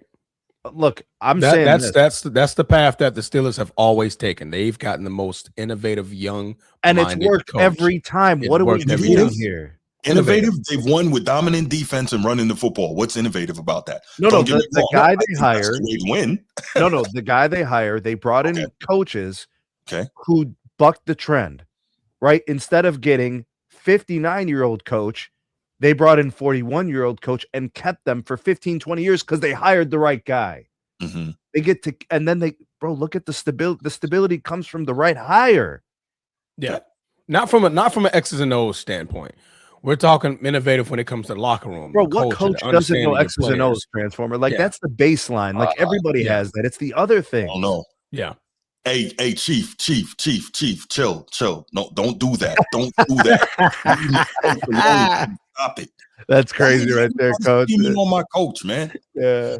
I don't like that. Since he won't highlight it, I will. The Steelers should have hired Marcus Freeman to make that emoji where like the head is exploding, that thing. Pause. Yeah, that's when I see people talk about my coach going somewhere, that's how I get. But anyway, I'm sorry. I'm sorry. I'm like, nobody knows what you're talking about, but I got you. Yeah, we'll highlight your comment. I couldn't even I was so your hand started moving. You're like, why are you saying these things? Right. Bro, look at what the would have been a great fit. Look at what the most successful teams this year did. Like Liam Cohen. Like Ben Johnson. I didn't think that was gonna happen. Yeah, like look at all these guys. Like look at how the things are going with the teams that are finding success instantly because they were in the doldrums, right? This is mediocrity. You signed up for the same outcomes you had at the end with Mike Tomlin. This is a nothing burger. Yeah, it shocked me. Like I said, more so on the premise that it didn't follow the Steelers' history hires, more so to Snead's point.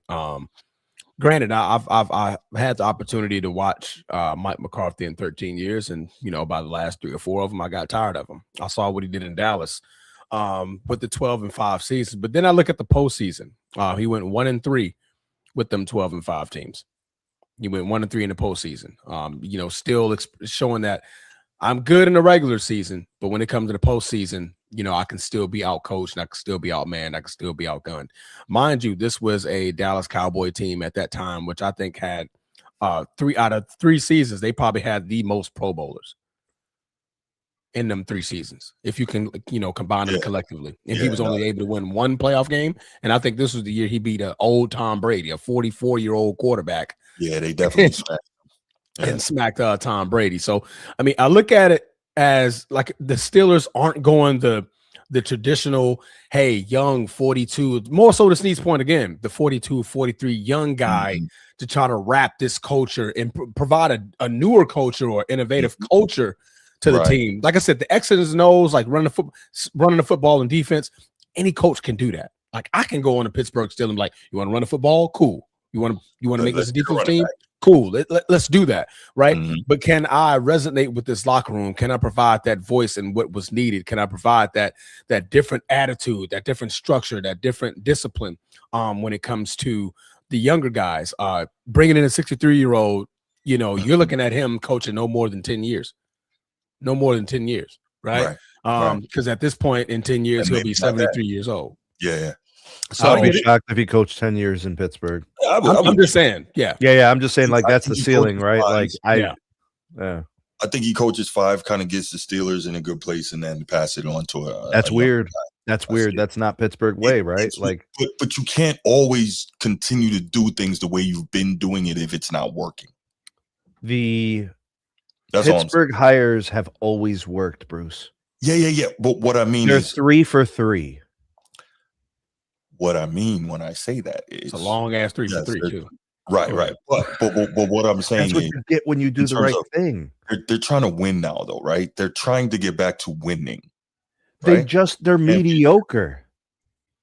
Right, and that's what I'm. It's not hard. The benchmark is low. If they hire the right guy, he could literally win 12 games in a division where nobody knows who the hell they are. The Bengals are ass water. The Browns are ass water. The Ravens, that was a horrible year. Everything is for the taking. Don't let it take you, Bruce. do, which is find the right coach. This is not it, bro. Don't let it take you. What are you talking about? Looks like you're about to dive into comments. You looked at I saw you looking at comments. It says Craig Carton, and I'm like, is this the real Craig Carton? You're about to do some research. I doubt it with the EC4KU. I was like, is that the real? Is that the real Craig Carton? No. If you are, we'll put the link up. You can join. Highly doubt that's the real Craig Carton. We'd love to have you here. Okay. Sorry, Snead. I saw that take him over. Snead, I was listening to you, but I saw Bruce go. I'm not transparent, huh? I was like, oh, no, something. It got him. Like, nope. No, nothing Get him crazy. back in. Get him back in. I'm thrilled. I'm so happy that Pittsburgh hired Mike McCarthy. Another celebratory day of the Browns being bums, but the rest of the division bumming along with them. Oh, man. That's funny. Well, I guess we'll find out, right? Yeah. The regular season, I mean, he's proven a regular season is in the mist. It's the postseason that's the problem with me. And again, like how much time do you have to, be a different voice? How much time do you have to Dak Prescott is an all-pro quarterback. Come on, Transformer. Talk about the Cowboys all-pro players the years Mike McCarthy was there. Oh, I said that. They had the most Pro Bowlers in 3 seasons. Yeah. We literally are going to have to lie to ourselves to prove that this was a good hire. I'm not doing that here. Yeah. No way. Signing up for mediocrity. Who does that? You hire a coach every 25 years and you're signing up for mediocrity. Ridiculous. The Steeler fan base should be laughing. Again, I think a huge part of this, and we won't continue to argue, I think a big part of it is what do they do with the roster construction? I think that's going to be huge. Yeah. I think it's so then it'll prove that he'll let you down when it matters. Maybe not. And by the way, I'm not at all saying that he's going to win a championship. I'm not. So then what are we doing? If the end game is to not win championships, how many do the Steelers have? 6. Yes. Yeah. So if the end game is to not win championships, what's the message being sent to the Steelers fan base? No. I'm not saying the end game is to not win championships. What I'm saying is I wouldn't count necessarily on the Steelers winning a championship during his tenure, but I do believe they are going to have some success. That's all. Now, okay, so elaborate just real quick, Bruce. Elaborate on where is that success going to be? Mediocrity. Okay, so yeah, for sure. So at this point where the Steelers are, having not won a playoff game in the last 10 years, success is they will win at least a playoff game under Mike McCarthy. At least, right? Now, I know that's a low bar when you're talking about the Pittsburgh Steelers, right? Yep. Steelers are right there with the Cowboys and the Packers and the Bears and the Giants, 49ers, banner franchises. I get that. But you do have to start somewhere. And they have not won a playoff game in 10 years. It's been a long time since the Steelers went 10 years without winning a playoff game. And so I believe that that is something that's going to happen. They will win a playoff game or two. But again, roster construction is key. I think the key is your quarterback. That is a level of some success. Well, that's part of roster construction, right? Yeah. So I'm just saying the biggest key. Ooh. Of course, they need that guy. I don't know. And the problem is they're never bad enough to get it from the draft, unless they want to. There are. Brock Purdy was the last pick in the draft. People identify talent all the time. That's not even an exception to the rule. Those are. It's not even an exception to the rule. It's happened many times. Guys go in the 5th round, 4th round, 3rd round. Okay, it's not even an exception to the rule. Need among the best quarterbacks in the league. Let's say the top 10 quarterbacks. It increases the likelihood you get a good quarterback. I'm with you. That's but more so. There are so many times that it happens. Okay. Let's see. Listen, you're about to be doing jumping jacks. I don't know if you've ever done a cartwheel before, Bruce, but when you see what Mike McCarthy does to Steelers, watch the cartwheels. Look, I've never done a cartwheel. I might be able to do a tornado kick again if if it goes how I would like it to go. But no, I think it's very solid. Yeah, well, I'm sorry, I was getting news about the Jim Leonard thing. Got you. Leonard, I'm sorry. Keep calling where's he going? That's his name, Jim Leonard. That's how they say. I keep calling him Leonard. I don't know why I keep calling that. I don't know why you're giving it like a French accent, bro. Yeah. Leonard. Leonard. But right now they're talking about the Giants potential. Oh, that could potential be the Giants. John Harbaugh and him. Yeah, that's a nice little start. Those guys they have on defense stacked. By the way, I just want to throw this out there. I will not. I absolutely telling you guys right now, I will not come back and say I was right. I won't do it. Oh, you better than me. I will. I will not. I'll do it for you. I will not do it. I'm not going to come back and say I told you so. I'm just going to sit here like this. Y'all come back when and you guys are dissecting how he's a bum ass coach. I'm just going to sit here like this. Man, listen, y'all already know how I get down. Like, I'm like, put the pinky ring on, Sneak. Yeah, tell him to kiss the ring. Nope. I'm right. I'm not going to do it because I don't just tell you. If I do that, it's going to act like it was a fluke and I've never been right before. So I'm not going to do it. Oh, no. I mean, you've been right about the Browns browning all season. I don't know how the hell they get that right. And now the disease is spreading. Now it's spreading to Pittsburgh, bro. Spread it to Cincinnati. Everybody brown. What a mess, bro. That division went from supposedly having 3 teams in the playoffs to straight bumming, bro. Yeah. Should have been no teams in the playoffs. Yeah, it would have been better without. Yeah. You would have got a better team in that spot. Yeah. Yep. Oh man, crazy work. All right, you guys want to take some calls on this? Yeah, sure. I'm pretty sure we got a Steelers fan in there. Nino, Edward, Steve, king of the chat. Sure. Come tell us what your thoughts are. How you I'm disappointed? so damn sorry to hear that. Are you celebrating with Sneed? Oh man. Nino. Yeah. 904-219-8264. 904-219-8264. What are you guys' thoughts on the Mike McCarthy hire? Where does it go? What does it do for the Steelers? How long does he last? What do you guys think? Holla at us. Probably feel the same. I probably have the same energy for the Giants with Harbaugh. Probably. Similar energy. Okay.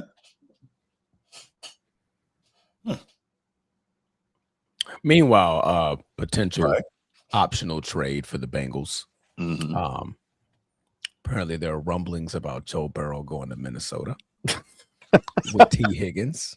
What? No. Yes. No. They won't. The trade is revolved around 2 first-round picks, Jordan Addison, and a couple of other players. So the potential lineup is Joe Burrow, Justin Jefferson, T. Higgins. Oh, J.J. McCarthy's part of that trade. J.J. McCarthy's part of that trade. That would be nuts. So I would be pissed. If so you lose Jamar Chase, but you gain Justin Jefferson. Wow. So you'd be doing. I call that a fair trade-off. Again. Right. Maybe like, a very slight drop off, but yeah. Like, oh, that's my other boy. Oh yeah, I'm good. Yeah. And you get to bring T. Higgins? Right. Come on, man. Right. Man, what would they get for that? That would be crazy. I gotta find it, but it was JJ McCarthy. Nino was good, man. And something like that. What's going on? What's crack-a-lacking, brother? Y'all cutting me deep. Uh-oh. But I want to say I agree with Sneed, hopefully, but it's because of what Bruce said. Oh, Mike McCarthy can come in maybe 1 or 2 years. I believe now. This is what I like about Bruce. I know Mike, he a black man, all that, black coach. I'm proud of him. But this ain't personal for me now. I'm a Steelers fan. The way before he got the job, it was time for him to go. He did a great job. He did. But his in-game, my problem with Mike T, and I'm seeing y'all watch a little bit and see this. So it don't matter what color you is, what skin you are. How does every fourth quarter close game, we got 0 timeout? 0 timeout. Somebody doing something wrong. Well, that's an Aaron Rodgers problem. Wow. Yeah. Aaron Rodgers used to do that a lot. Yeah. It was before A-Rod. Okay. So I'm hoping that he come in, and maybe if he could maximize, get a few players, we could maybe win a playoff game or two. But like Bruce said, we need to be bad. I'm sorry, still a fan. We kind of like Lakers fans. If the Super Bowl is damn near Super Bowl or bust, so we need to lose and get some top draft picks. So we don't pay people. AFC North, we don't really pay players. We ain't getting no big free agent names. We ain't doing none of that. So we're gonna have to strike in the draft some type of way. The days of this, it's a new day, Bruce. The days of the Steelers mystique and Steel Curtain and people want to play to these franchises with these names and history. That's over with. That's done. Yeah. Don't nobody care nothing about that. People don't appreciate history anymore. You got people calling history things like the Wax Museum and whatnot. People don't appreciate history. I feel you, Nino. Yeah, they don't. So that is done. So I'm hoping it's a combination of what y'all said. That maybe Mike McCarthy come in, transform to win a few playoff games. Then, like Bruce said, we need to be bad. We need to be bad for 3 years. It's gonna be rough. Then maybe we can strike, because we don't pay coaches either too much. Strike and get a young coach with some of that offensive flair and maybe do something. But what do you think about, I don't want to put it all on Mike T, because Bruce brought something to my attention 2 years ago, and it's just not resurfacing, that Mike T has really never been able to pick his own coaching staff. For whatever reason, so I got to give him some slack on that. I think that was Bruce bringing that up. One of y'all. Correct. Maybe a year ago. That was me. Yeah, that was you. Which is crazy. So I gotta give him. He did a great job. For whatever reason, he wasn't allowed to have full control. So give us slack. We might have a few down years. So if you don't see me on the show on football season, it's because we got a Ravens fan and a Browns fan. That'll be why. I'll be back. Right. But that's all I got, man. Hey, every topic on fire today. I like it. Yeah, I appreciate that, Nene. Thank you, man. Try to keep it rolling. You trying, man. Keep it rolling. Trying to put out that good content for y'all, man. Oh, yeah. All right, y'all. All right, brother. Appreciate you, Nino. Always. And forever. Oh, the potential trade idea was J.J. McCarthy, Dallas Turner, Jordan Addison, 2 first-round picks, and 1 second-round pick to get Joe Burrow, T. Higgins. I do that if I'm Mike Brown. I get out from under the money, and I get youth coming back, and I get the 2 first-round picks. I do it. Yeah. Send me that. I would do that if I was Mike Brown. Yes, You're sir. assuming that they know what they're doing and building a team. Yo, Steve, you're a funny dude. Nino, you missed with Nino. Was it Nino earlier? Somebody. Oh no, it was Chiefs and Bubba. Chiefs, King Krusty Krab Sneed pulling down every team in the AFC North because of the Browns suffering. Hey, we have an opportunity to put in a good coach. Actually, the Steelers really aren't going to. You guys, though, have you noticed that?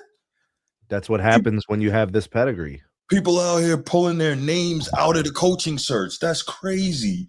Because of your quarterback situation, because of the lack of because the offensive cupboard being limited. Like there's so many, and then just the history of mismanaging the franchise. What coach would sign up for their last hurrah to be in Cleveland? Yeah. That's where coaches' careers go to die. How Stefanski pulled it off and got a job in Atlanta. God bless him, bro. Yeah. I mean, he was 2-time coach of the year, so that also helps. That helps. Yeah. Yeah. We need to trade TJ Watt.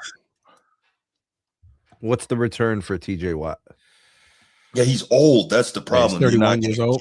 What does he get you back? And constantly nicked up. Right. You're not going to get what you think you should get. That's the thing. You trades are always, it's about the return. That's right. Yeah. You know, it's not that you're wrong, you know, that's not what we're saying. It's what's the return? What's the market value for an edge rusher who is still dominant, who's good, but like people don't even trade edge rushers. Like Jerry Jones is an idiot. He's older. He's constantly nicked up.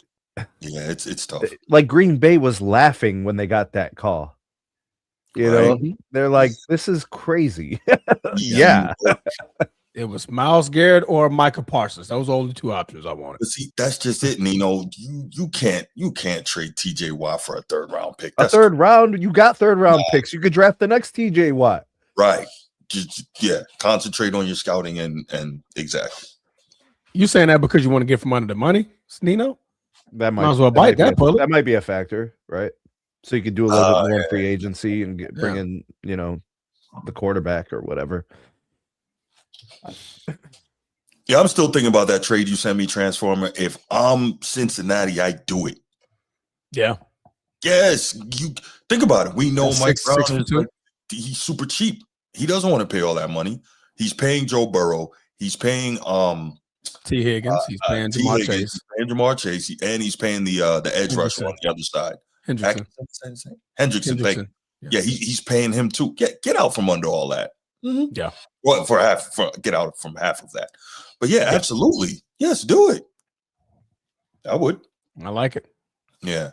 And then with one of the first rounders, you can draft another quarterback if you don't believe that J.J. McCarthy is the guy. Correct. Yeah. Did y'all forget the Raiders traded Mack to the Bears? Say again. Khalil Mack was younger. Khalil Mack was, I want to say, 27, 28. And he still got busy in Chicago. Oh, he got busy. First game. Yeah. Yeah. That was the game where they took Aaron Rodgers out in like the first quarter.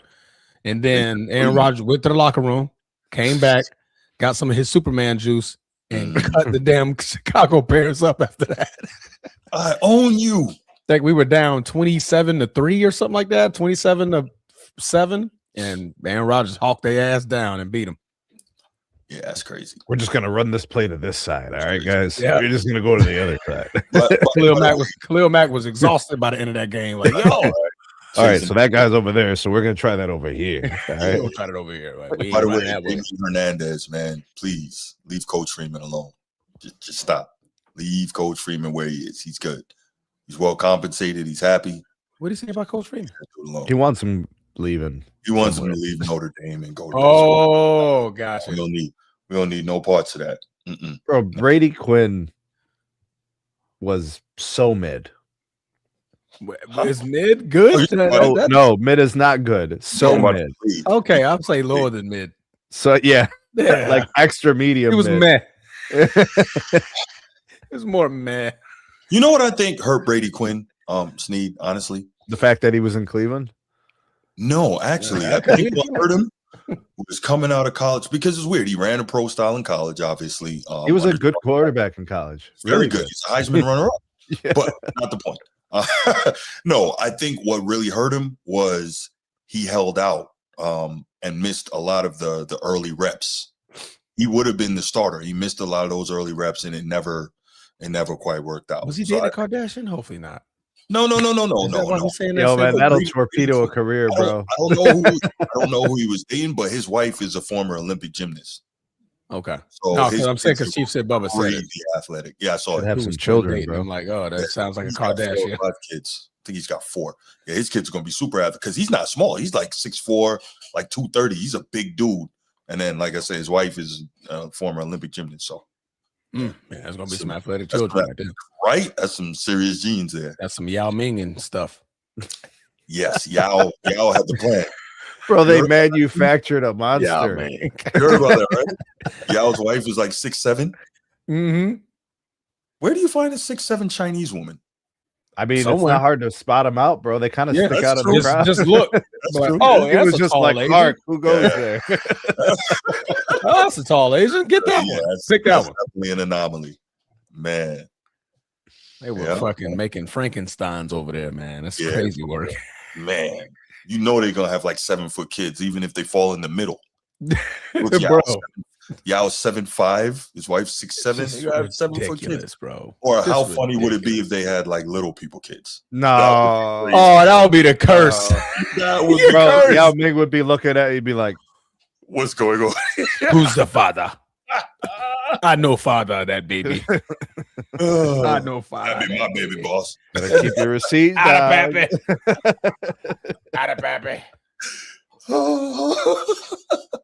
That's funny. Okay, guys, let's go on to the next topic, man. Y'all some fools, man. Y'all know that, right? What? Fool's gold. Okay. All right. Let's move it right along. Oh boy. Transformer. I want you to run this. Okay. Well, I guess I'm running the show today. I've brought in every topic. All right. Yeah, let's get it, man. All right. So here we go with the main course, the filet mignon, the ribeye, the medium ribeye with the potatoes, and you got your asparagus, and then you got your nice old fashioned for those who drink, if not a crisp glass of ice water right there on your side, and a nice lemonade for you. Oh, there ain't nothing better than some cold lemonade, boy. Some cold, fresh, nice lemonade with that cheesecake coming in right after that. Ooh, good meal. All right. Right. Matthew Stafford is drawing some buzz about potentially passing one of the greatest quarterbacks that the NFL has ever seen, and that being Aaron Rodgers. We have I have a quote from Colin Cowherd, and as you guys know, Colin Cowherd is a long time great journalist, great analyst of when it comes to the game of football, basketball, and sports in general. Currently hosts the Cowherd Show on Fox 1.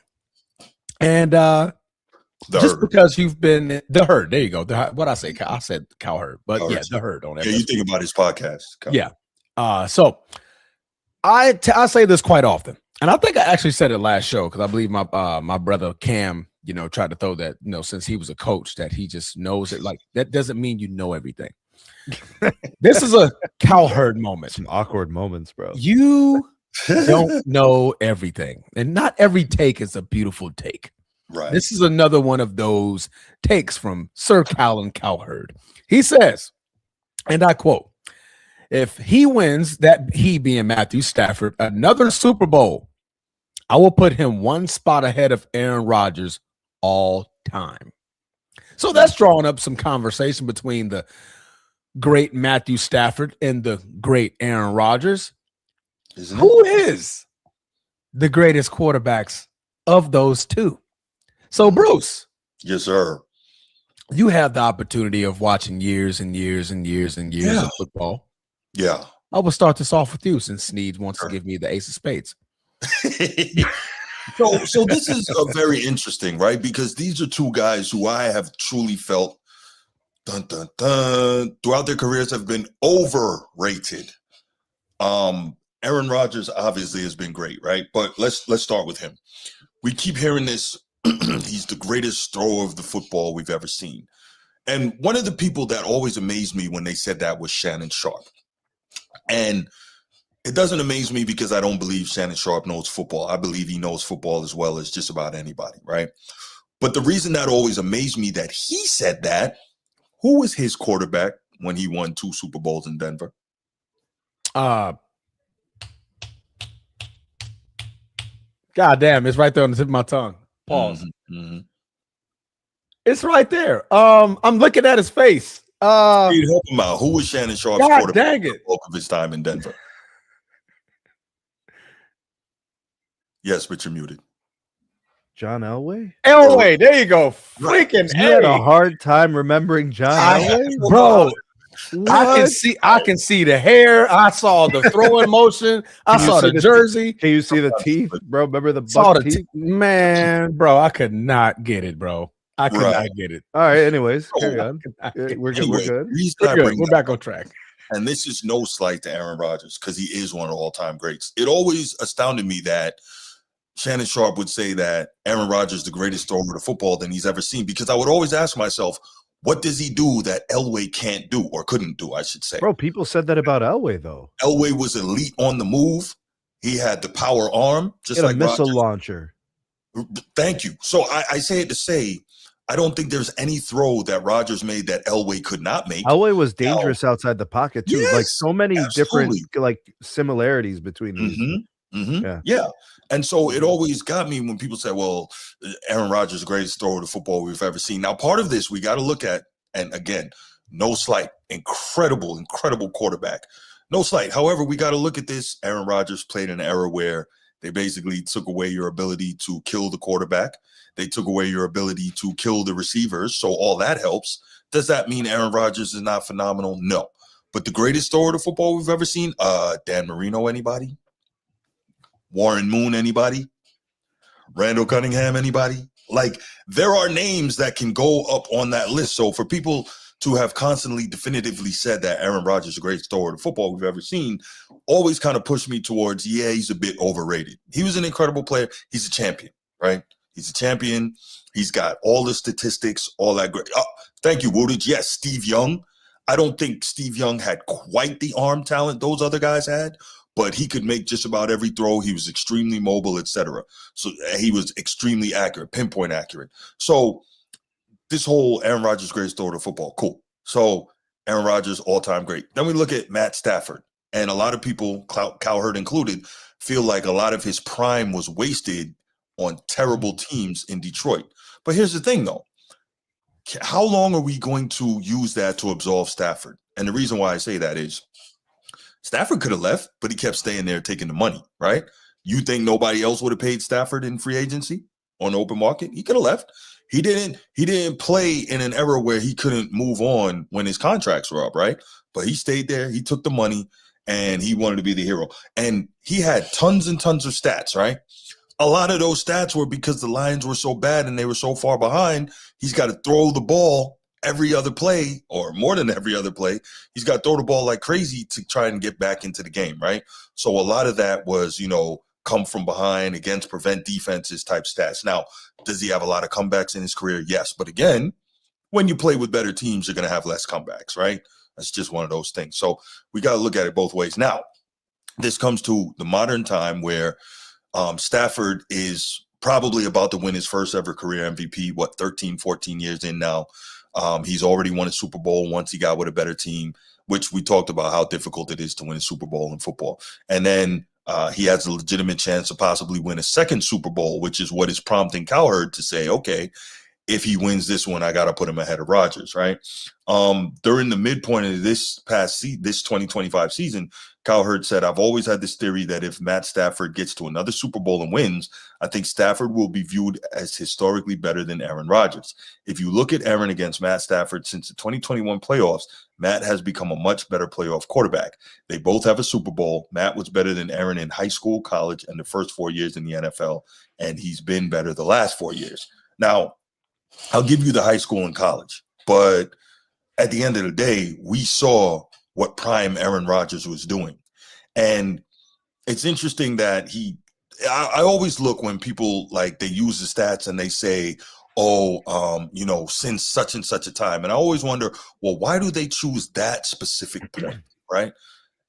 Matt Stafford, he gets to LA, he wins the championship, right, with the Rams. They had an elite defense. They had a ton of weapons. The team was loaded, right? Hall of Famer that literally saved the Super Bowl for them. Aaron Rodgers didn't have that. And I'm not an Aaron Rodgers apologist, but he just didn't have that, right? Even when he was in his prime. And now we can also look at this and we can say, okay, with Matt Stafford, he got lucky in that first Super Bowl. If Jaquiski Tartt, who no one remembers anymore, the DB for the interception, does not drop that pick, we're not having this discussion now. But we can't have that discussion. They drop picks all That's the why time. They play defense. It was in his hands. That's why they play defense. This is football, bro. Like these things, bro. We're not going to dissect. Stafford threw the ball to him. We're not going to dissect games as if they're in these isolated moments that no other quarterback has endured these things. I'm with you, Bruce. I'm with you. I'm just presenting the entire picture, right? And don't get me wrong, this is what I was about to say. I've always said in every sport, championships almost always come with a little bit of luck, right? Good fortune, yes. Even if you're dominant, say 2001 Lakers, right? With 15-1 going through, there's always a little bit of luck somewhere, a bounce or whatever. Yeah, no, we were just dominant. Health. When Kawhi won his health. And he got that bounce against Philly. And that was a crazy bounce. Like, there's always a little bit of luck. When the Warriors won their first championship and every opposing point guard was injured along the way, like, these things happen. Sometimes you luck out and the situations go how they go. But anyway, I say it to say this is a really tough one. But history does remember this particular Rodgers and Stafford. Yeah. How is it history remembers winners, right? Okay.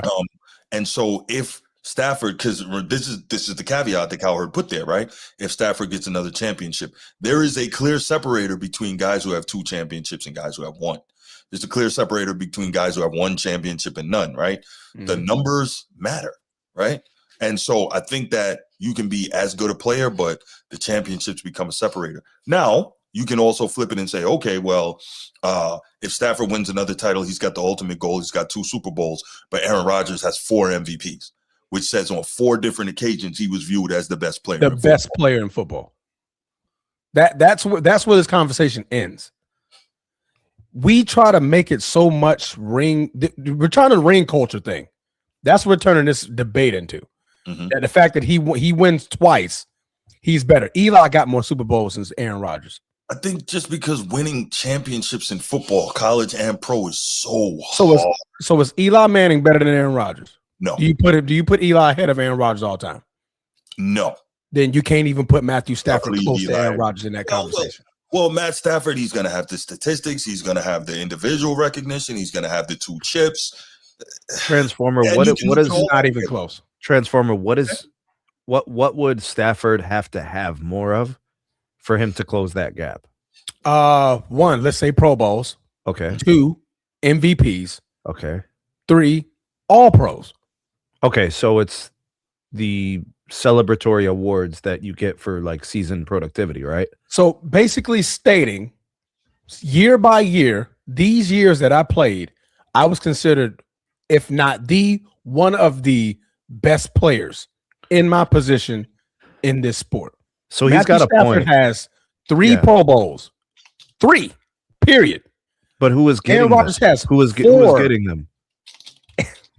Aaron Rodgers. Yeah. So the NFL players, coaches, and everybody stated Aaron Rodgers is the better quarterback than Matthew Stafford. This conversation didn't start until he got to the Rams and he won the Super Bowl. Because and Bruce, you gave more ammunition. Absolutely. You gave more ammunition on how stacked that team was. Mm-hmm. You gave that ammunition. Mm-hmm. So now we're all of a sudden out of thin blue air. He only has 1 Pro Bowl up until the point where he won that Super Bowl. 1. Aaron Rodgers had 3 MVPs by then. Do we have to look at also, okay, when you're on a losing team, a lot of times people find it hard to vote you to these things, right? That's 1. And then 2, do we have to look at who the other quarterbacks were in the NFC that were getting busy at that time? I can't remember exactly who they were. Well, Aaron was ahead of them. Yeah. And coaching his own division. I'm not picking a side. I'm just saying, you gotta. I'm just saying all these things are things you take into account. Yeah, but that's more ammo for Aaron Rodgers. Okay, but they're both. Let's see. Go ahead. I'm just saying, like, if you're one, he was in the division for 12 years. 12 years. He was on a division for 12 seasons. Right? Aaron Rodgers in that same 12 seasons was voted the better player every season, with the exception of 1. Because so how does this conversation start? Because he was throwing like 5 picks a year, bro. 5? He threw like 5 picks a season for like a decade. And Stafford was the opposite. Stafford was throwing picks, forcing the ball. Absolutely. You have Megatron, so you're afforded this crazy weapon. I may just force the ball down the field 20 times a game, targeting Megatron. Mm-hmm. And it's just the way you play the game. So we're watching those 2 guys, even in head to head. We're like, yeah, Aaron Rodgers is kind of special. Yeah, he's one of the most unique quarterbacks we've ever seen. The only comp we've had on Aaron Rodgers is Pat Mahomes. That's the only comp.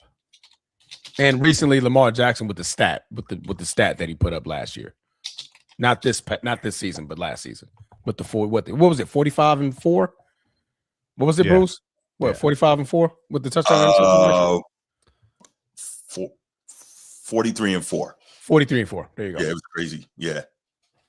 Matthew Stafford from 2009 to 2020 has 2 seasons in which he threw less than 10 interceptions. One of those seasons, he only played half of it, so it doesn't count, right? Aaron Rodgers in them same seasons from 2009 to 2021, Aaron Rodgers had 1 season where he threw double picks. 1. That right there, to me, I think is the biggest thing, how Aaron Rodgers was putting up crazy numbers without throwing picks. That's no picks. That's super impressive. The man has 4 seasons in a 21-year career, 4 seasons, which he has double-digit picks in. Yeah, it's big. How is this conversation a real conversation? The Pro Bowls versus MVPs is just enough for me. Yeah, 10. I have more MVPs than you have Pro Bowls. That's big. That's huge. I don't like how you worded that, because that just takes away the whole discussion that we're trying to have here. Because I'm trying to figure out what was Colin Cowherd smoking that morning that he had this idea of a conversation. Well, he's not a big Aaron Rodgers guy.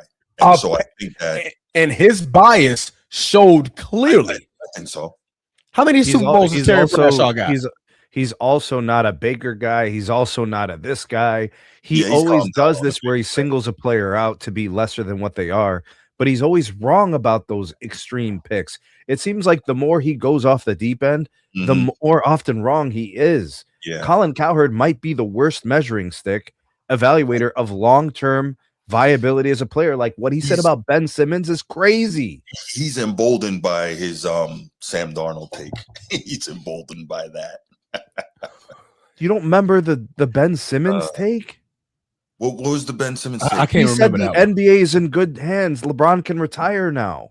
He told LeBron to retire 7 times. About Ben Simmons, though, Transformer, he said, crazy, LeBron, hand the league to Ben Simmons. That's crazy, what? That's crazy work. Yeah. Now we're trying to find out where Ben Simmons is at. He's still a free agent. Is he in the league? He's a free agent still. Bro, you're allowed to be wrong. Terrible. But when you go so extreme to one side, that's just like a what? It dampers your credibility as a that's extreme. Creator. Like Skip Bayless saying that Johnny Manziel was going to be bigger than LeBron in Cleveland.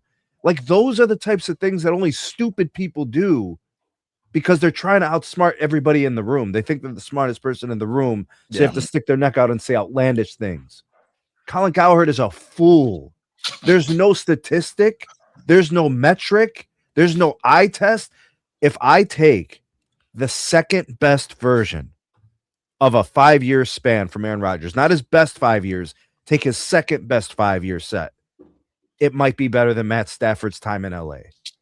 Wow. As a player, I'm not talking about productivity in terms of winning. Mm-hmm. Stafford has a Super Bowl. Right. He doesn't have a league MVP. Mm-hmm. He's got a few all-pros. And there are segments of Aaron Rodgers' career where he was still a better quarterback than Matt Stafford. Stafford's really good, bro. But I remember Stafford throwing sidearm picks. I remember Stafford with tons of strip fumbles at the end of games. The same things I had smoke for flowing hair in San Diego and LA. Yeah. Mm-hmm. Stafford was that for a long time in his career. No, you're right. I don't really remember much of that for A-Rod. I remember elite play every year. Like when the Packers were bad and somehow, some way, A-Rod was throwing them into games. Throwing them in the game. So, okay. No running game. Right? And Devontae Adams injured. Valdez Scantling, whoever those guys were out there, just finding ways to be in the game. Mm-hmm. I can't do this. Okay. Bro, you know what? I got another stat. And I just thought of this off the top of my head. Aaron Rodgers has more Hail Marys, successful Hail Marys, than Matthew Stafford has Pro Bowls. Why the fuck are we having this conversation? Damn. I think that shut it down right there. Why? I think that shut it down. Why? Why are we having this conversation? Yeah, I think that shut it down. That's cold, man. He has more Hail Marys than Matthew Stafford has Pro Bowls. Why are we having this conversation? Wow. That's where guys like Colin Cowherd are trying to take the conversation about Super Bowls. And that's fine. Like, you want to measure a person's career about a Super Bowls, then we got to go back to Terry Bradshaw, Eli Manning, and we got to kiss their feet and say they're better than a lot of the quarterbacks we've ever seen. That's the way he's prefacing this conversation. Because he's making it more so Super Bowls determines who's the better player. Well, listen, I don't agree with that. However, with quarterbacks, we know how much Super Bowls mean. It's the only position where Super Bowls are almost the end all be all. Would yes, you agree with that? Absolutely. But you also look at the totalities, like the difference between the Tom Brady's and everybody else. Tom Brady also has MVPs. He's all pro, Pro Bowls, comeback wins, championships. He got it all. It's a lot. So you got multiple reasons why. Missing? What is Aaron Rodgers missing? I'm looking for the weaknesses, right? I can find weaknesses in Stafford's game throughout many parts of his career. Yeah. And he's come a long way. He's a complete quarterback now. But like there were a lot of questions about him for a long time. I don't remember questions about Aaron Rodgers outside of the fact that people questioned his ability to be ready for the season at the end of his career, like the last handful of years. Pro training camp commitment, that stuff, which is kind of like residual of a guy who really is in the hot. I had to get him out of there, Sneed. I had to get him out of there. I'm like, nah. Right. Well, you had the replacement already, so you already knew what time it was. Right. Yeah. Transform talk. I had to get him out of there. You know, he had a stud on the bench. That's the real. I didn't know. You knew. Yeah, you did. Yeah, I didn't know. You knew. Everybody knew, but you didn't know. Stop lying, bro. Right. We were hearing stories about it. What are you talking about? Raise your hand if you want to hear Transformer try to lie. Raise your hand. I got another step. I'm just looking at numbers here. Aaron Rodgers has the same amount of 40-plus touchdown seasons as Matthew Stafford has Pro Bowls. Why are we having this conversation? It was automatic every year. 40-plus touchdown seasons. He has a season of 45 and 6, year, 40 and 7, 48 and 5. Transformer, every year, the conversations before the preseason started, who are the NFL favorites for MVP this year? Aaron Rodgers was always top 3. He was always top 3. I never heard Matt Stafford in these conversations. Ever. Now, am I not saying that Matthew Stafford isn't a great player? Because he's a great player. Great player. He was never in that conversation. So you can't put him there now because he got his second Super Bowl. If not, we need to go back and tell Eli Manning, we're sorry. You're better than Peyton. You're better than a lot of these other quarterbacks that we've ever seen. You're better than Aaron Rodgers. Eli Manning, we are sorry. We are sorry. Terry Bradshaw, you are one of the greatest quarterbacks we've ever seen. We are sorry. If that's the motive, if that's the status that you get from Colin Cowherd, is that you just need to win Super Bowls. That's it. Colin Cowherd's exact quote was centered around best thrower of the football. No. Like position of all time. Just the position. Position of quarterbacks of all time. He was going to put Matthew Stafford ahead of Aaron Rodgers. Yeah, just off the second Super Bowl. The job I can't do that. I can't. I'm not even entertaining it. It just can't be done. Aaron Rodgers he was able to produce at elite levels for so long. Mm-hmm. I'm just trying to figure out how can you formulate a conversation with this information? More Hail Marys than you got Pro Bowls. I got more MVPs than you got Pro Bowls. I got the same amount of 40+ touchdown seasons that you have Pro Bowls. Why are you in the conversation? Bro, you ain't even in my room. Aaron Rodgers is unlikable. Oh, very unlikable. Matt Stafford is likable, but we're not going to sit here and lie. No. Matthew Stafford is a great quarterback. Very good. Yes. Great quarterback. Aaron was literally different. He was literally different in every sense of facet of the word. You man goes games in a row. Man's not throwing picks, but somehow got 4 or 5 touchdowns. Like, what are we doing? Transformer. I remember watching games with Aaron Rodgers, and there were 11 throws where I'm like, what the hell did I just see? 11 a game. I see that from Stafford a couple times a game. Yeah. Aaron Rodgers, it was regular. It was some of the most amazing things ever, bro. And you're like, how? And then the way, the angle and how he's throwing the ball, you're like, man, how the hell did Aaron get that ball there? Off the back foot, throwing back foot, leaning sideways, and I'm throwing a dart 40 yards to Devontae Adams in the top corner to where only Tay can touch that ball. How? We didn't have these conversations, and he had Megatron. If you had the ball, if the Green Bay Packers had the ball and there was 60 seconds, you had a problem. There was going to be a problem. Axe Dallas. Yeah. I don't know. Whenever I saw the Packers in a late game drive, I just assumed that Green Bay was going to win. Aaron Rodgers has the ball back. You have a problem. Yeah. The same fear that people were giving Patrick Mahomes the last 7 years. You're like, if Pat gets the ball, man, they can likely win this football game. That was Aaron Rodgers' fear. You're like, damn, if he gets the ball last, we got a problem. We used to say the same things about Michael Jordan, Kobe Bryant, these special players where if they have this moment, it's about to, we just believe it's going to happen. That's how it was for Rodgers for 15 years. 15 years, and you're the best player at your position, basically, for 15 years. Yes. Even when Ben Roethlisberger was winning Super Bowls, we still said Aaron Rodgers was clearly the best quarterback in the league.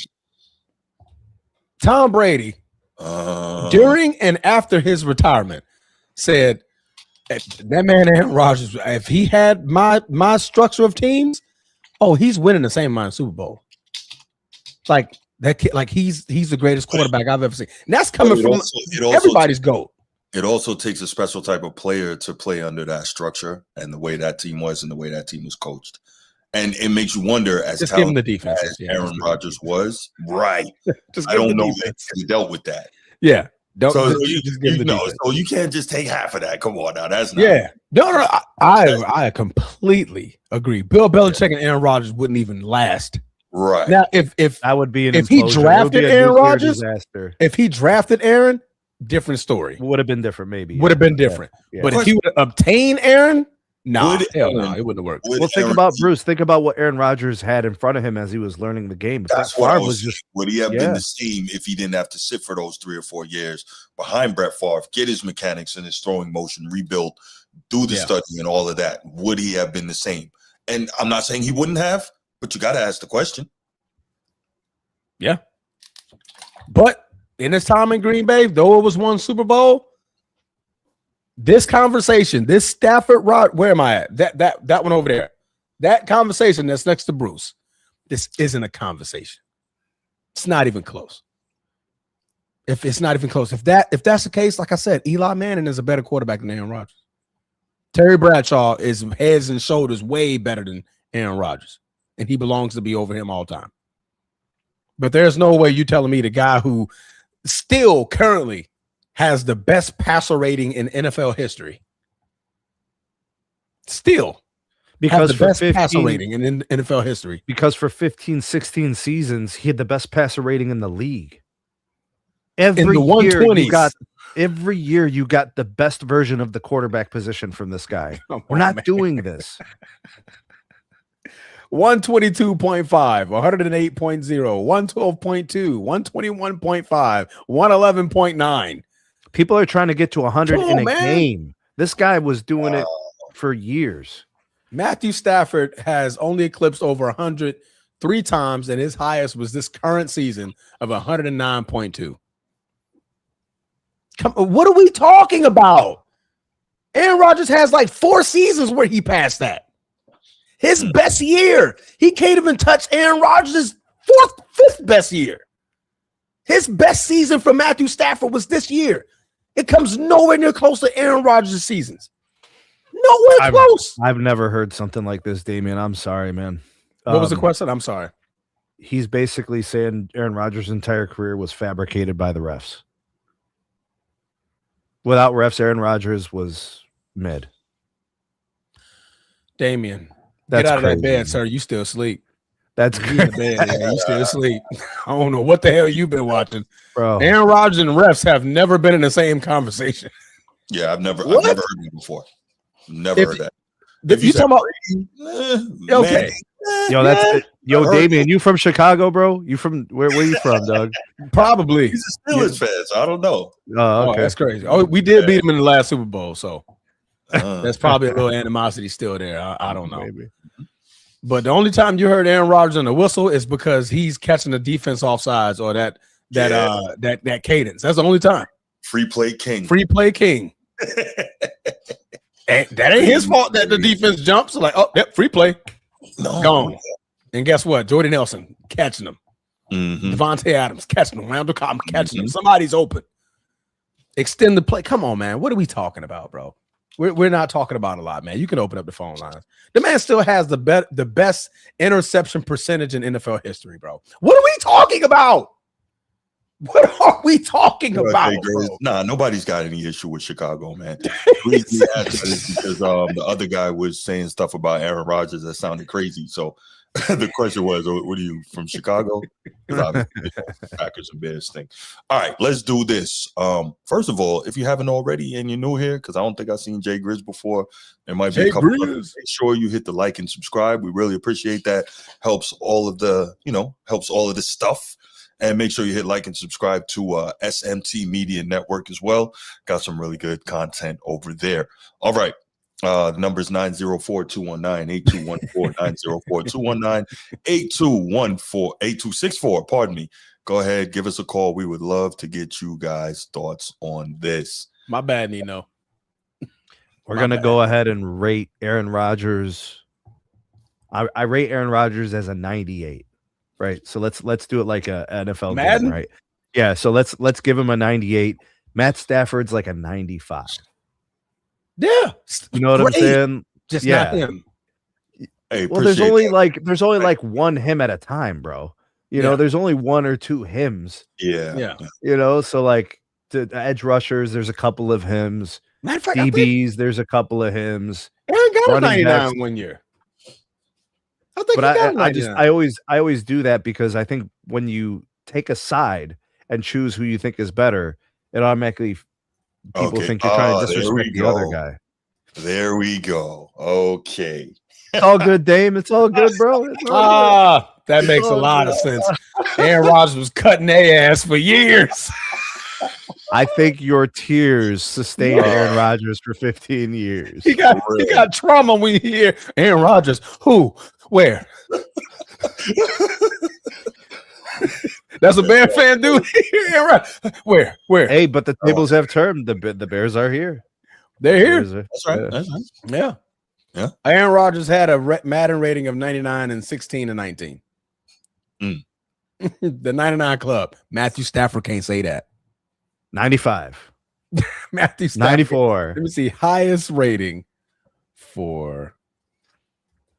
It's probably this year. This is probably the game where he's had the highest rating. Yeah. For Matthew Stafford. Matthew Stafford highest rating was a 98 this year. Oh, this year. Okay. He got 98. He initially started at 88. They just boosted him all the way up to 98. Because he's been cooking all year. That's his career high. I wonder, really, Caleb? Okay. All right. Well, this is what I'll say. This is not the topic. Say, Daddy, they get one win, and all of a sudden, right. But no, I got you. Is it Daddy or Mommy? It's one or the other. Which one? He's definitely a mommy. He's definitely. No, what I'll say, Damien, we have to look and see now after all those miracle late game comebacks this year. We'll see what they do next year when they don't get all those, because it never happens 2 years in a row. They got to come back to earth. So let's see if the coach can coach them up, Ben Johnson, so that they start off games better, so they're not in these holes. And let's see what it is. Let's see what it is. They'll be a different team. No question. They'll be different. Great year, and I'm a Packers fan, as you already can see there, Damien. Mm-hmm. Great season.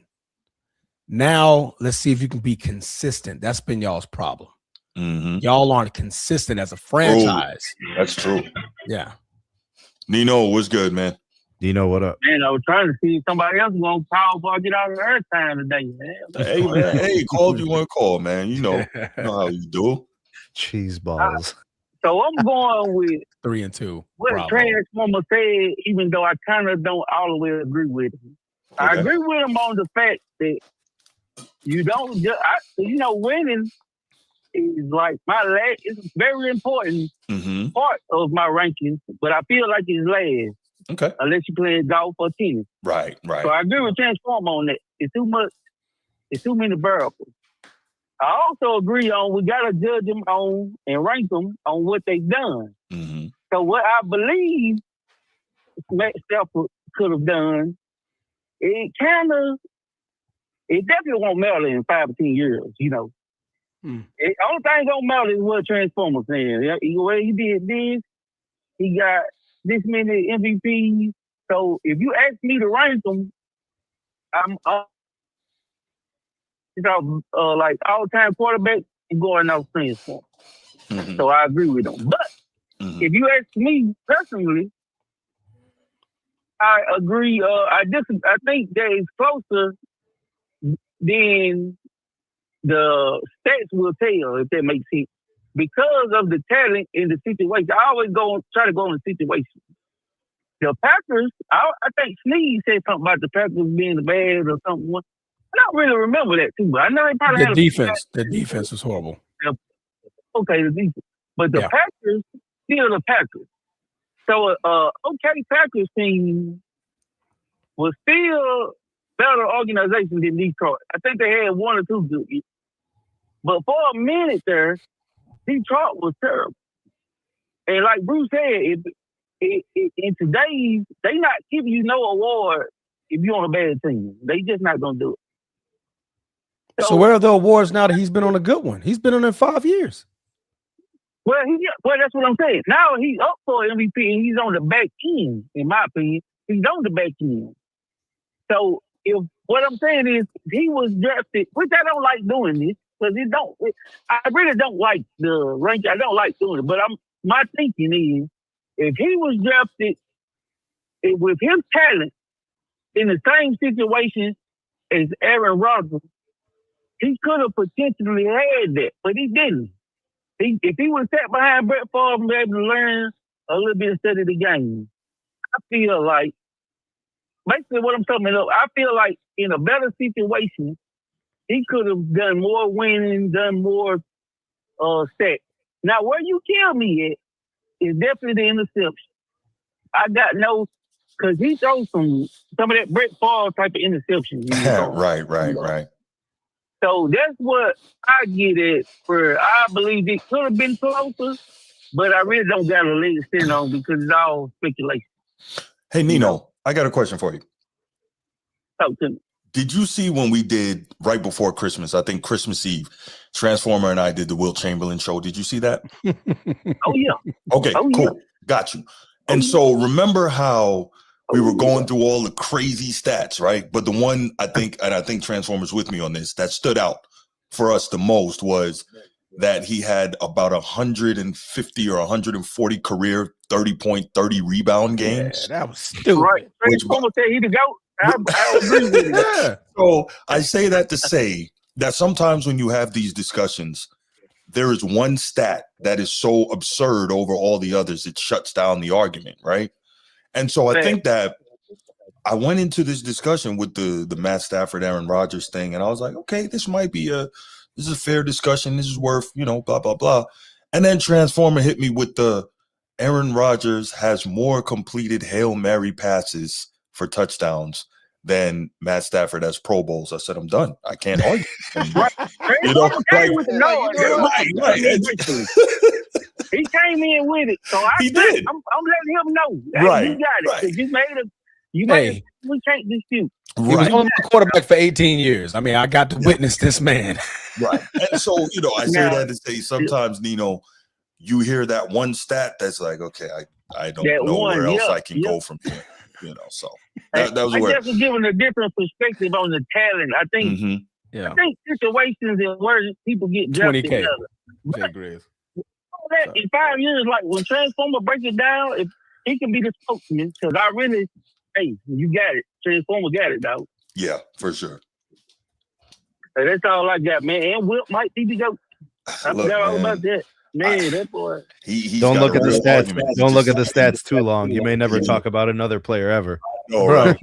But hey, when you got Bruce in a sense of turmoil, when he had to take Hakeem Yadreen, he was like, at this point, man, Hakeem got to drop. Got to drop one. Yeah. By the end of the show, Bruce's whole time of having Hakeem in his top 5, he took him out. Like, you know what did it for man, me, Transformer?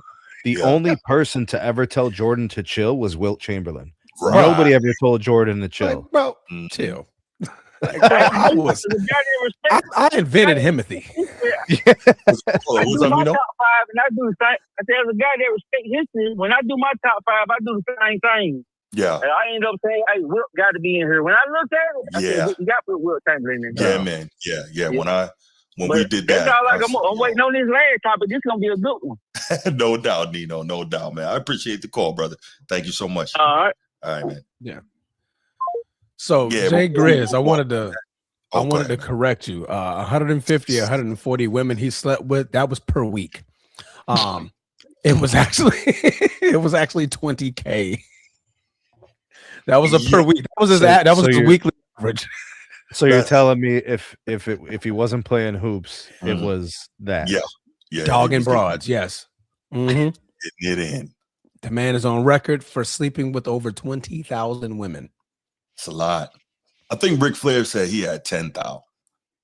And Ric Flair is hitting him, bro. That still ain't Wilt. No, it's not Wilt. Rolex wearing, diamond ring wearing, kid stealing, woo, wheeling, dealing, limousine flying, jet flying. Like what, man? Son of a gun. So you gotta think the alligators down. Amphetamines are involved, bro, on some level, bro. Yes. My shoes cost more than your house. Rick was that dude. Rick is that dude. He is that. Then I can kiss anybody's girl in this audience, including that fat one. I'm like, damn, Rick.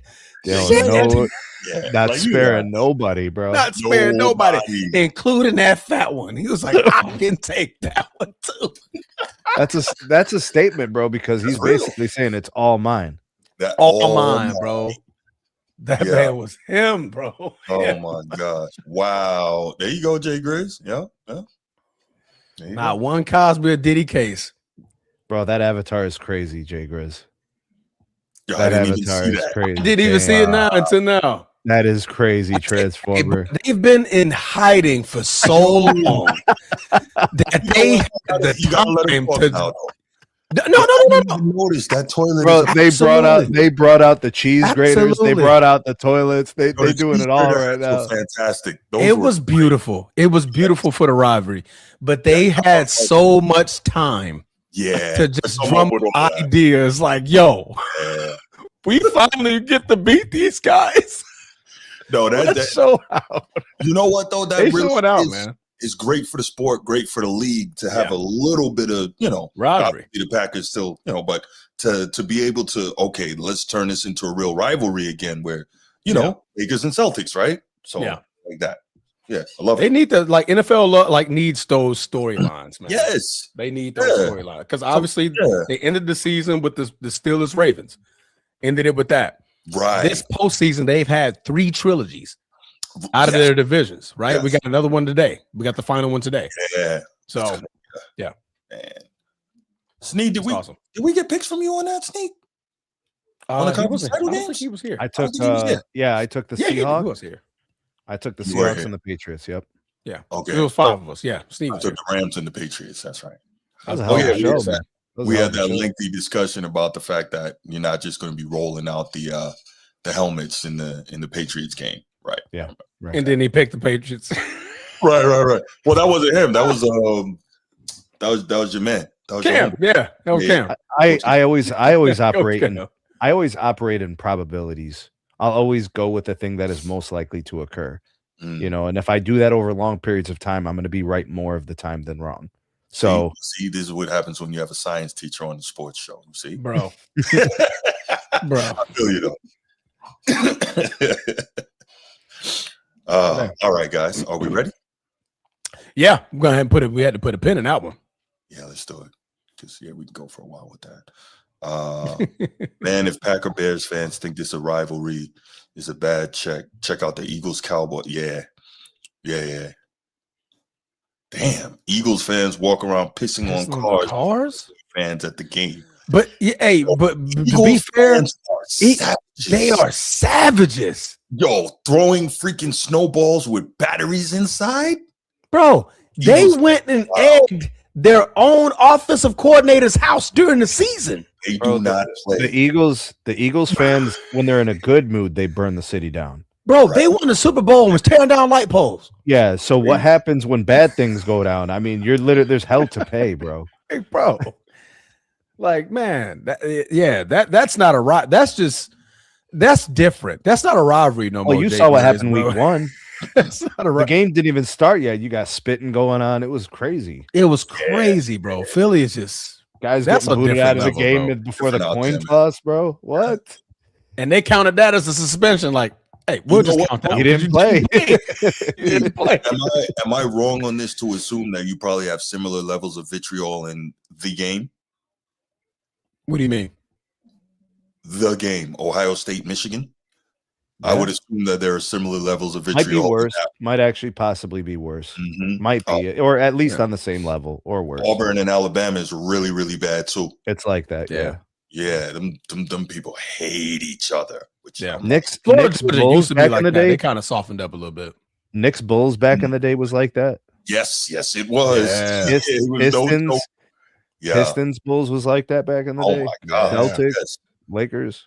It was on site. On site. Yeah. Like no expense spared on asses. No, you did not want those problems. The problem, Bruce, is you can't filter those things. So you have to take the really bad with the fact that it's a good rivalry. The energy, the emotions that drive the rivalry also cause people to do some outlandish things. Yeah. I mean, think about it. It stems from the front offices, the players. You heard Magic talking about how much they hated each other. The Lakers, Celtics, despite the respect he had for Larry Bird, they hated each other. Yeah. It's one of those things. Yeah. I'll never forget. I know I keep bringing it up, but when Magic sat down with Paul Pierce, he said, back then we hated each other. He said, I hated you till you took that uniform off. I'm like, damn.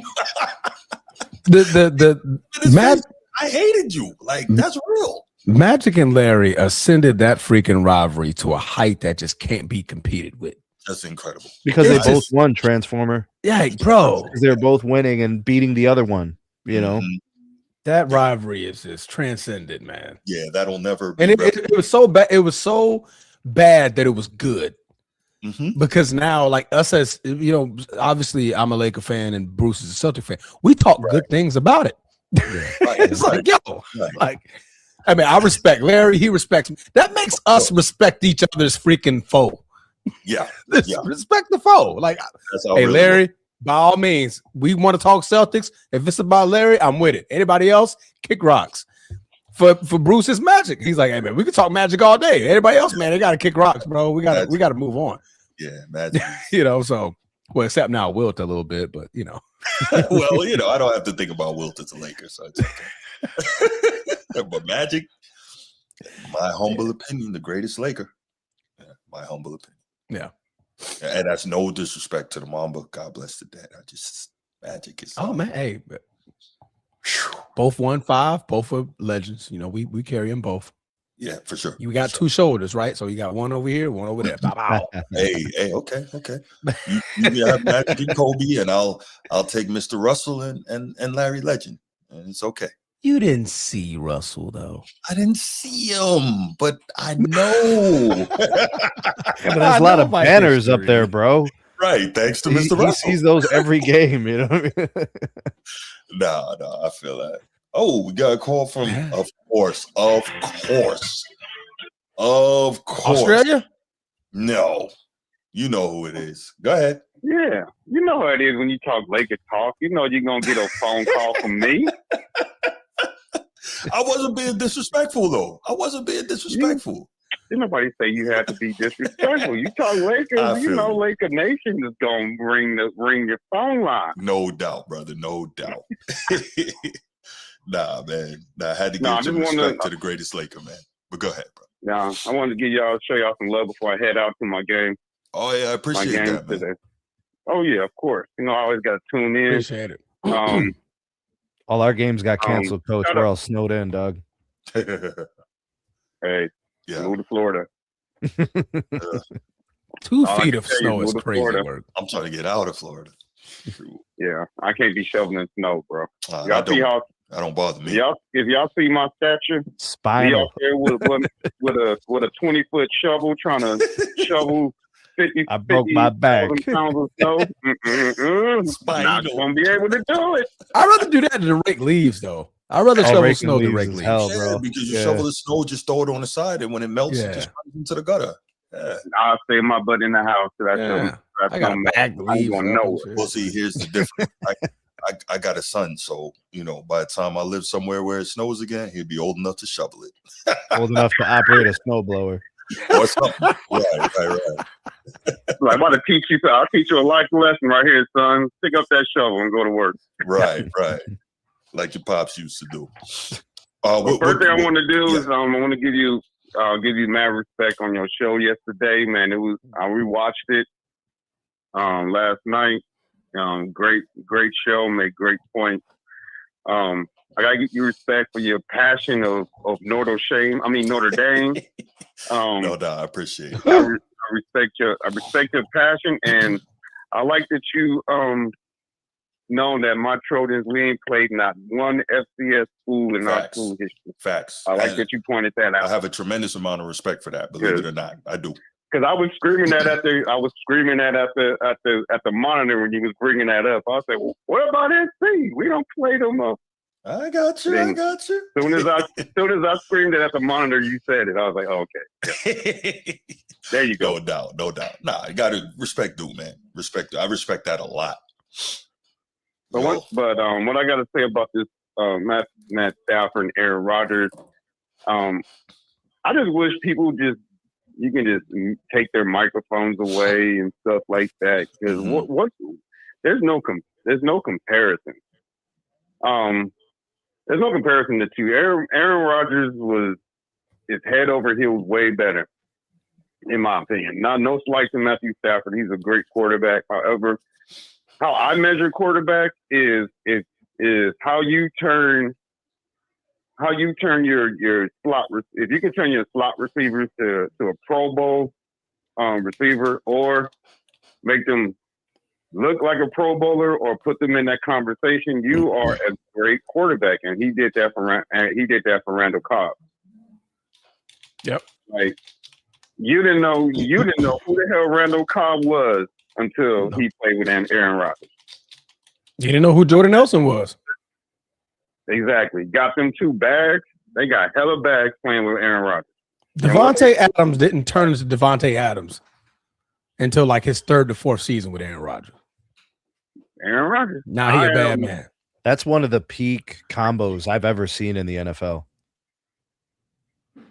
Aaron Rodgers and Devontae Adams for sure. Yeah, Pete. That was one of the peak combos I've ever seen. Jerry Rice, Joe Montana. You know, like those combos are just amazing. And who was that other? They had another outside receiver, transformer. Donald Driver. Like, Donald Driver was one, but there was. Bro, he made guys good players. What about your Michael Finley, the tight end? He was great with Aaron Rodgers. Yeah, unfortunate for his neck injury. James Jones and the UCLA guy. Greg Jennings. Mercedes Lewis too. Yeah, they had him for a minute. Yeah. Randall Cobb was a phenomenal player too. Great years with Aaron Rodgers. Yep. He made Mercedes Lewis look like a Pro Bowl tight end. I mean, great quarterbacks make their receivers look great, better than what they really are. That's a good point. I can't say the same for Matthew Stafford. I mean, yeah, he puts up. Yeah, he had Megatron for a minute, but I can't name who else they had besides Megatron. Like Aaron Rodgers makes you remember his weapon. Yeah, and he done it without an elite running game. He won the Super Bowl without an elite running game. Yep. Then we had Cheeseburger Eddie. He ate himself out of being one of the greatest running backs in history. But who's that? Roll mother and Tide, bro. Who did? Sorry, Cheeseburger Eddie. Oh, Eddie Lacy. Okay. Yeah, that man was a beast, and then he started eating them damn cheeseburgers. I don't like Eddie Lacy because he trucked Manti Te'o in the national championship game. Boy, took him into the end zone. Sent him to the shadow realm. Yes. You know how I feel about Manti Te'o, so I'm biased, so I'm not even going to comment on that one. No, I got you. And I wouldn't expect anything else. he's doing great as an analyst now. He's doing great. Yeah, he's doing great as an analyst. Sure. Yeah. I mean, he had a great career at Notre Dame. I ain't gonna front. I'm just pissed off that how it happened. He played 8 years in the league. I didn't know he played. Anyway, I thought it was like 4 or 5. Couple of contracts, man. Yeah, he hung around. Yeah, Greg Jennings. Yes, thank you to Jay Grizz in the chat. Because he made all those guys look like Pro Bowl receivers. You can't take that away. He gave my 49ers the business. Mm-hmm. You know, it didn't matter how much big the lead was when he came down to the fourth quarter. What was the game plan? Don't give the ball back to Aaron Rodgers under the last 2 minutes. Mm-hmm. That's always been the game plan, because he's that guy that you do not want him having the ball last, because 9 times 10 you're gonna be shedding tears at the end of the game. Okay, so real quick, that is the perception, but in his career, if I'm correct here, if the numbers are right, Matt Stafford has 39 career fourth quarter comebacks. Aaron Rodgers has 24. Now that's also situational. So I'm not trying to say that makes Stafford better. I'm just saying the perception is that late game Rodgers is better, but you could. Yeah, but we should look at how many late game opportunities it was, because I would bet that Aaron Rodgers' percentage of wins in those scenarios is probably like 90+%.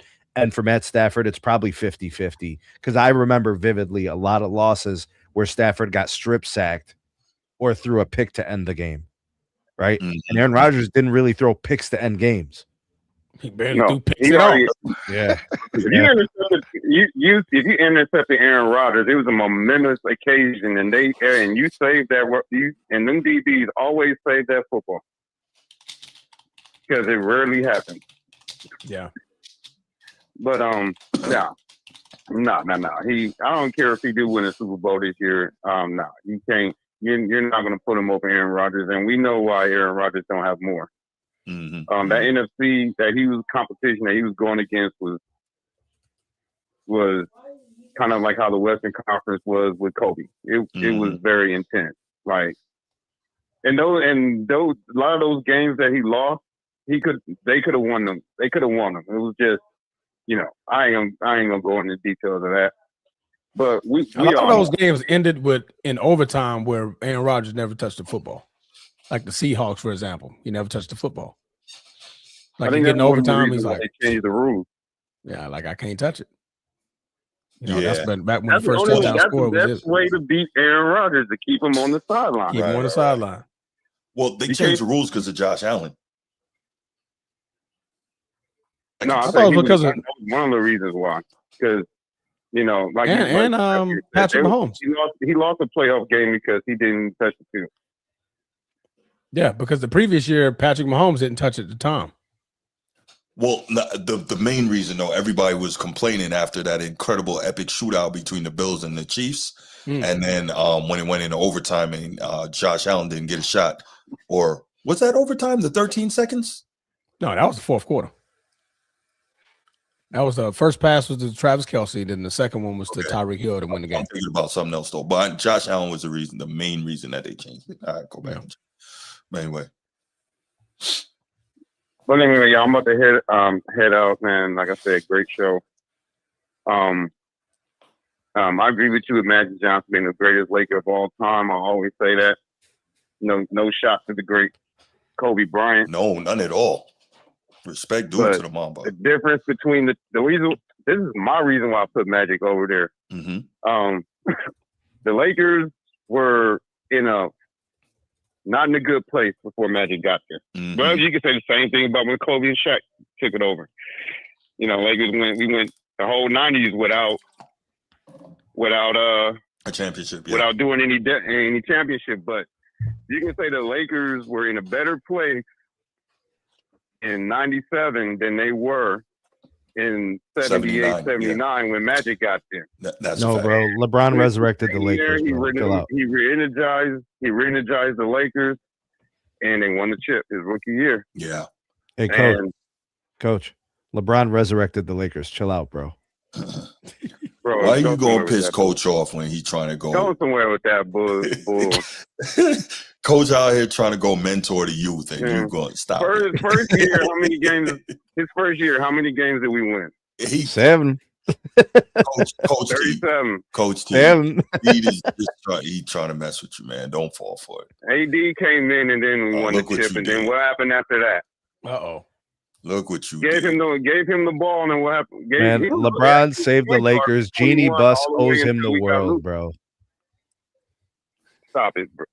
I'm gonna get off because he's trying to get me. He's throwing rage bait at me. It's all love, Coach. It's all love. Just messing with you, man. He's throwing rage bait. You're gonna get YD to come to here, man, and chew your ass out. Oh my gosh. Yeah, you don't want that.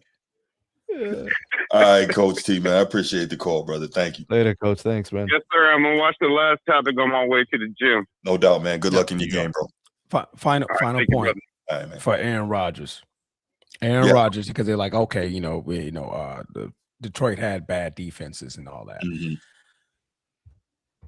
The Packers had the 32nd ranked total defense and passing defense. How many times? 2011. That's the year after they won? The year after they won. They were 15-1 that season. 15-1 with the 32 ranked defense. Who does that? Who does that? Come on, man. I don't think I've ever seen that. Who can carry a team like that? Carry a team. There was multiple years in Green Bay, in his prime, the defense was ranked 30th. Let me see. 32, 25, 22nd, 22nd, 25th, 20th. Like, come on, man. And how many times were they playoff teams in those years? Every time. Yeah. So every time with the exception of one, and that's because Aaron Rodgers was hurt that year. Hundley was our leading passer that year. One. I wonder if Cowherd would watch it when I cut this, if I try to send this to him or tweet it to him. No, seriously. You wonder. I mean, obviously these guys are busy, but you wonder, if they ever, because I'm sure they get inundated with these type of things. If they ever like say, "Oh, this looks interesting," and they actually watch it. Yeah. But yeah, that's it.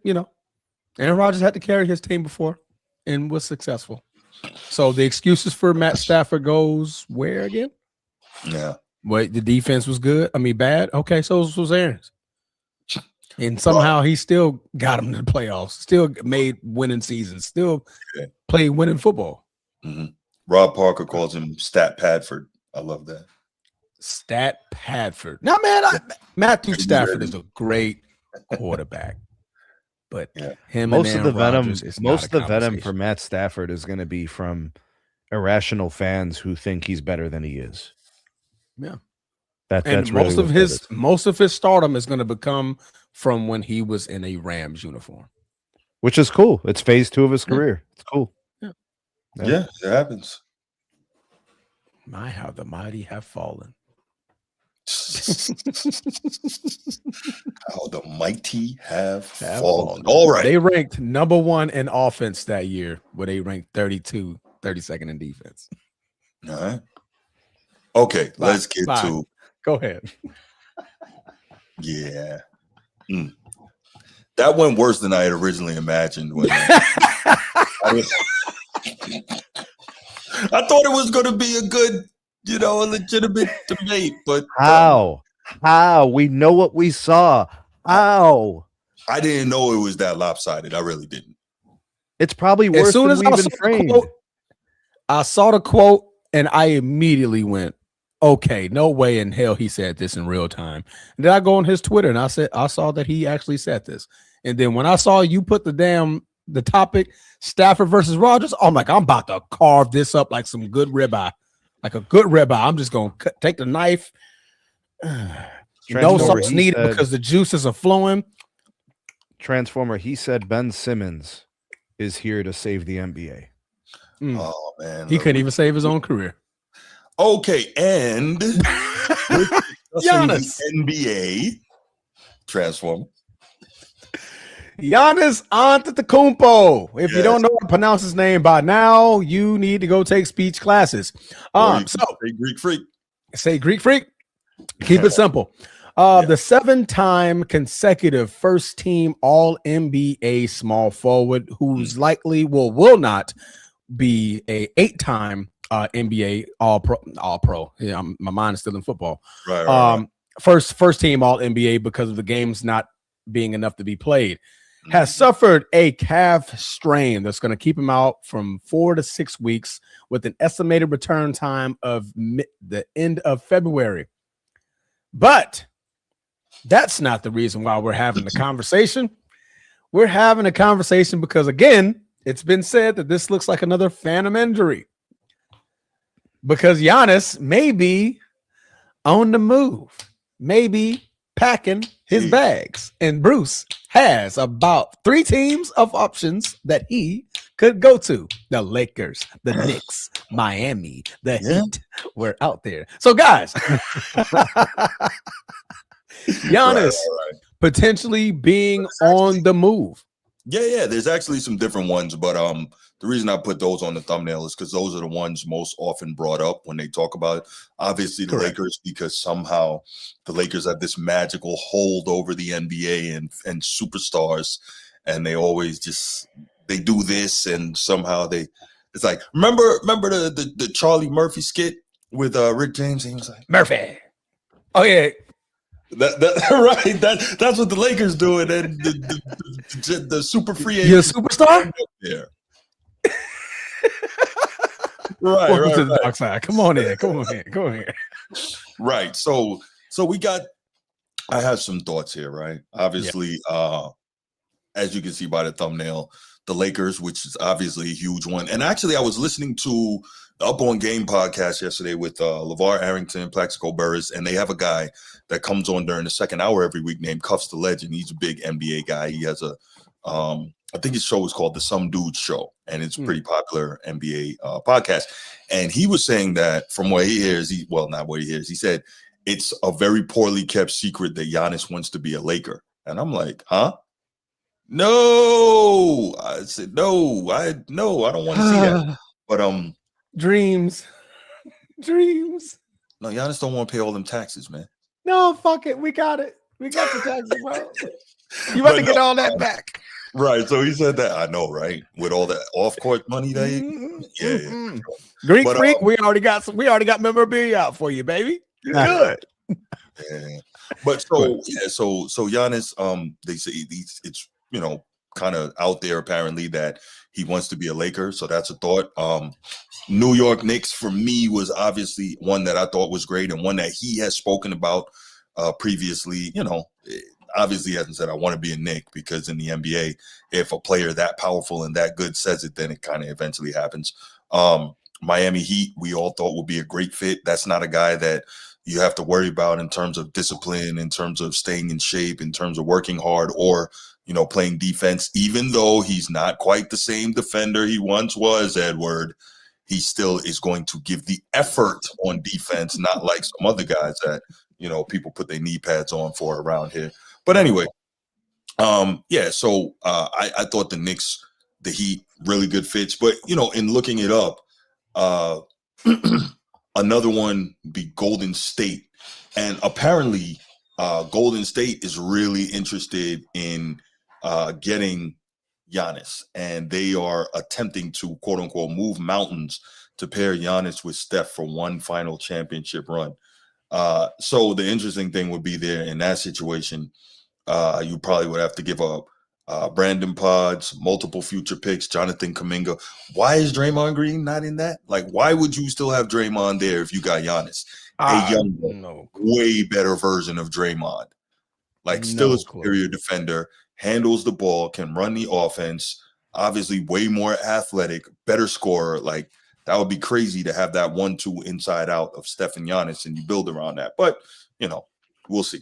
Because if you have Draymond is going to continue to do what he's always done, right?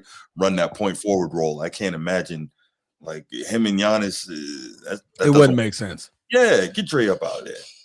Retire or beat it. Obviously, we talked about Los Angeles Lakers, who are, face it, the glamour destination in the NBA, right? If you're a big-time free agent, you get a chance to play for the Lakers, you go play for the Lakers. So the rumors on them is a possible plan to pair Giannis with Luka Doncic. So that would be crazy. That would be sexy. Yes, it would. It would. Obviously, AR's got to go in that situation. LeBron either has to go or take a mega pay cut, because you can't have three. You can't have three, top tier. What do you call those? Three supermax contracts on a roster anymore. There's that. I mentioned the Knicks. Giannis reportedly has named them a preferred destination in past meetings. And we know prior to this season even starting, there were some preliminary talks between the Knicks and the Bucks, but those kind of fizzled out and broke down. Key trade assets for the Knicks in that: Mikal Bridges, Karl Anthony Towns, OG Anunoby, some confluence of 2 or 3. I'm sure there's some picks in there. Because let's be real. When you trade a superstar, especially in the NBA, you never get back equal value, but you just got to kind of do the best you can do in that deal. This was crazy. I didn't even think about this one. I think it's highly unlikely because they signed all their guys to big money. OKC. This says they have the league's largest war chest of draft picks, 10 plus first rounders to outbid anyone. Crazy. Yeah, but I mean, the money won't work. Somebody got to go. There you go. Somebody has to. Maybe 2 guys got to go, though, right? Mm-hmm. That got a max deal. Jay Will got a max deal. Obviously, SGA is on his mega deal. So you got to figure out how that could work. Here's another listing of possible dark horse teams. The Hawks. They currently control Milwaukee's draft capital from the 2020 Drew Holiday trade. If they land a top pick in the upcoming June draft, they could offer the Bucks their own future back to jumpstart a rebuild. Interesting. San Antonio Spurs. We heard something like that before. I don't know how easy it would be, because the prospect of pairing Giannis with Victor Wembanyama is considered the ultimate defensive nuclear option. That would be crazy. But anybody doing that deal, there's no way you let the Spurs keep Castle, right? No. Castle and the other kid got to go. Was that Fox? No. Oh, okay. Vassell. Yeah. Oh, they yeah. Yeah, they got to go. Right. So is it worth it? Because Giannis is getting up there in age, and we're seeing him getting nicked up more and more. 31. So is it worth it to Is it worth it to dismantle your future? I don't know. But if you want to win now, that's a different story. Likely would. Yep. Yeah. So I don't know. Let's see. Philadelphia 76ers. Pundits have proposed wild deals involving rookie star VJ Edgecombe and Paul George to pair Giannis with Joel Embiid. I don't like that, because even though Embiid has been playing well as he's been ramping back up this season, he's not the same player he was. He's not ever going to be the same player again. He's averaging about 25 a game this year. That's cool, but he's not even averaging 8 rebounds. He'll never be able to play the minutes. And I don't know, like, if you give away, again, the youth and the future, I don't know. Maybe you win now. I guess that's always the gamble. Do you risk it all to try and win now, right? Win now versus build and have long-term sustained success. I don't know. I don't know. So those are some of the things. And before I get to you guys, timeline to watch: February 5th, 2026, NBA trade deadline.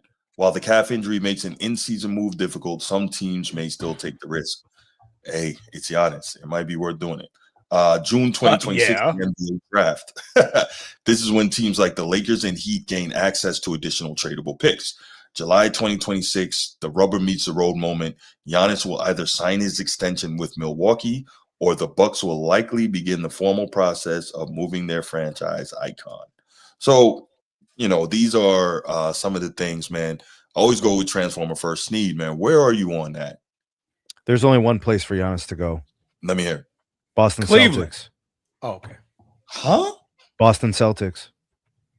Okay. That is the only team. I don't like that. I know you don't like it, Transformer, but I could turn this around and do it with the Lakers too. I don't like that. But it's harder with the Lakers because we don't know what Austin Reeves is as a free agent. Like, we don't know how much money he's going to command. That's why it's harder. Yeah. But I know what the Celtics have. Okay. The Celtics should trade Jason Tatum for a combination of Giannis and probably like 2 other players. And who I would like to see go with Giannis would be a combination of like Miles Turner and then probably like AJ Green or Bobby Portis, or like, like a shooter. So like Gary Trent Jr. or something. They're going to have to get more than Jason Tatum. Right. I'm saying, but he's the key piece that's going to be leaving the Celtics. The core is going to be Giannis, Jaylen Brown, and then supplemental pieces that do the other things. I have a 7-season window of Eastern Conference Finals locked in, if I can pull that off. And Jason Tatum is worth trading away. He's really, really good. Yeah. But Jaylen Brown does more on both sides of the ball. Yeah. And has proven to be an NBA Finals MVP. That's right. So is Giannis. Yeah. And so I can build that and I can trade that. It can actually happen. And I can balance a roster that produces 5 or 6 Eastern Conference Finals in a row. Yes. It's worth to trade Tatum for 6 Eastern Conference Finals in a row. Okay. Let me tell you how that's not going to happen. Hold on. I like the way that sounds. Go ahead. I like it. Let me tell you why it's not going to happen. Yes. Your owners are cheap. Yeah. They're not cheap. Your new owners don't want to pay all the salaries, bro. He's right. Oh, okay. So just purge. But what if it was for this? Transformer. What if it was for this? Right. It's not necessarily about being cheap. They were purging contracts, right? What if it was for this moment?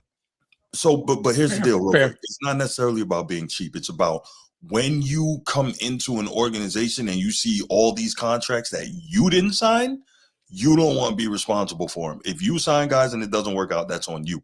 But you don't want all these big contracts that you didn't sign. So I don't think they're cheap. I think that they want to do it. They want it to be their decision, not stuck with somebody else's big signatures. That's fair. Yeah. That's fair. I don't know. I got to see something different from the owners first. That's fair. Yeah. That's fair. Yeah. But I really like they came in there and started carving. I'm moving heaven and earth to get Giannis in Boston with Jaylen Brown, a couple of shooters, a couple of defenders, 6 seasons to the Eastern Conference Finals. Lock it in. No points. I would say 4. I would say probably 4 or 5 because that'll put as Giannis like the lower expectation, right? Yeah. I'm seeing like 6 is very possible. Yeah. Okay, I just thought about something that's a little less important, but what number would Giannis wear? When you go to Boston, getting a number is a difficult proposition. 34 is already in the rafters. Yeah. 43. Put it backwards. But he's gonna have to take Thanasis and Alex and the whole Antetokounmpo family with him. Yeah. So we're gonna do this whole That's funny. Thanasis. So Jason Tatum. Mm-hmm. If I'm Milwaukee, because if I gotta add Bobby Portis or anybody else, I need Derek White. I'm gonna need, and I'm probably gonna take Pritchard, unless you swap that out with picks, right? And then I'll make that trade. Right. I need full physicals, man. Obviously, if on both sides, of course, yeah, Giannis of course. is nicked up, and then that's part of a trade anyway. But Tatum coming off did you see Tatum dunking in practice the other day? He got to chill. Off 2 feet. Yeah, got to chill. Yep. That's not I necessary. haven't had an Achilles injury, so I don't know what that feels like, but I can guarantee you, I ain't risking it. Right. There's not too many Dominique Wilkins running around here that's going to average 29 a game off of Achilles injury the following season. Yeah, no. So you don't want that. I really like that, Sneed. That sounds great to me. Yeah, let's make that happen. You know anybody call, man? No, nobody. Give me the Laker one. All right, I can do the Laker one. So here's what you got to do as the Lakers. Okay. You have all expiring contracts. Okay. So you got to sign guys so you can be able to trade guys, which gives you flexibility, right? Okay. The X factor is Austin Reeves and how much he's worth. About 40, 50 million. They probably going to give him. That's the hard part. That's the only thing. Yeah. That is the only thing. And they don't have the picks.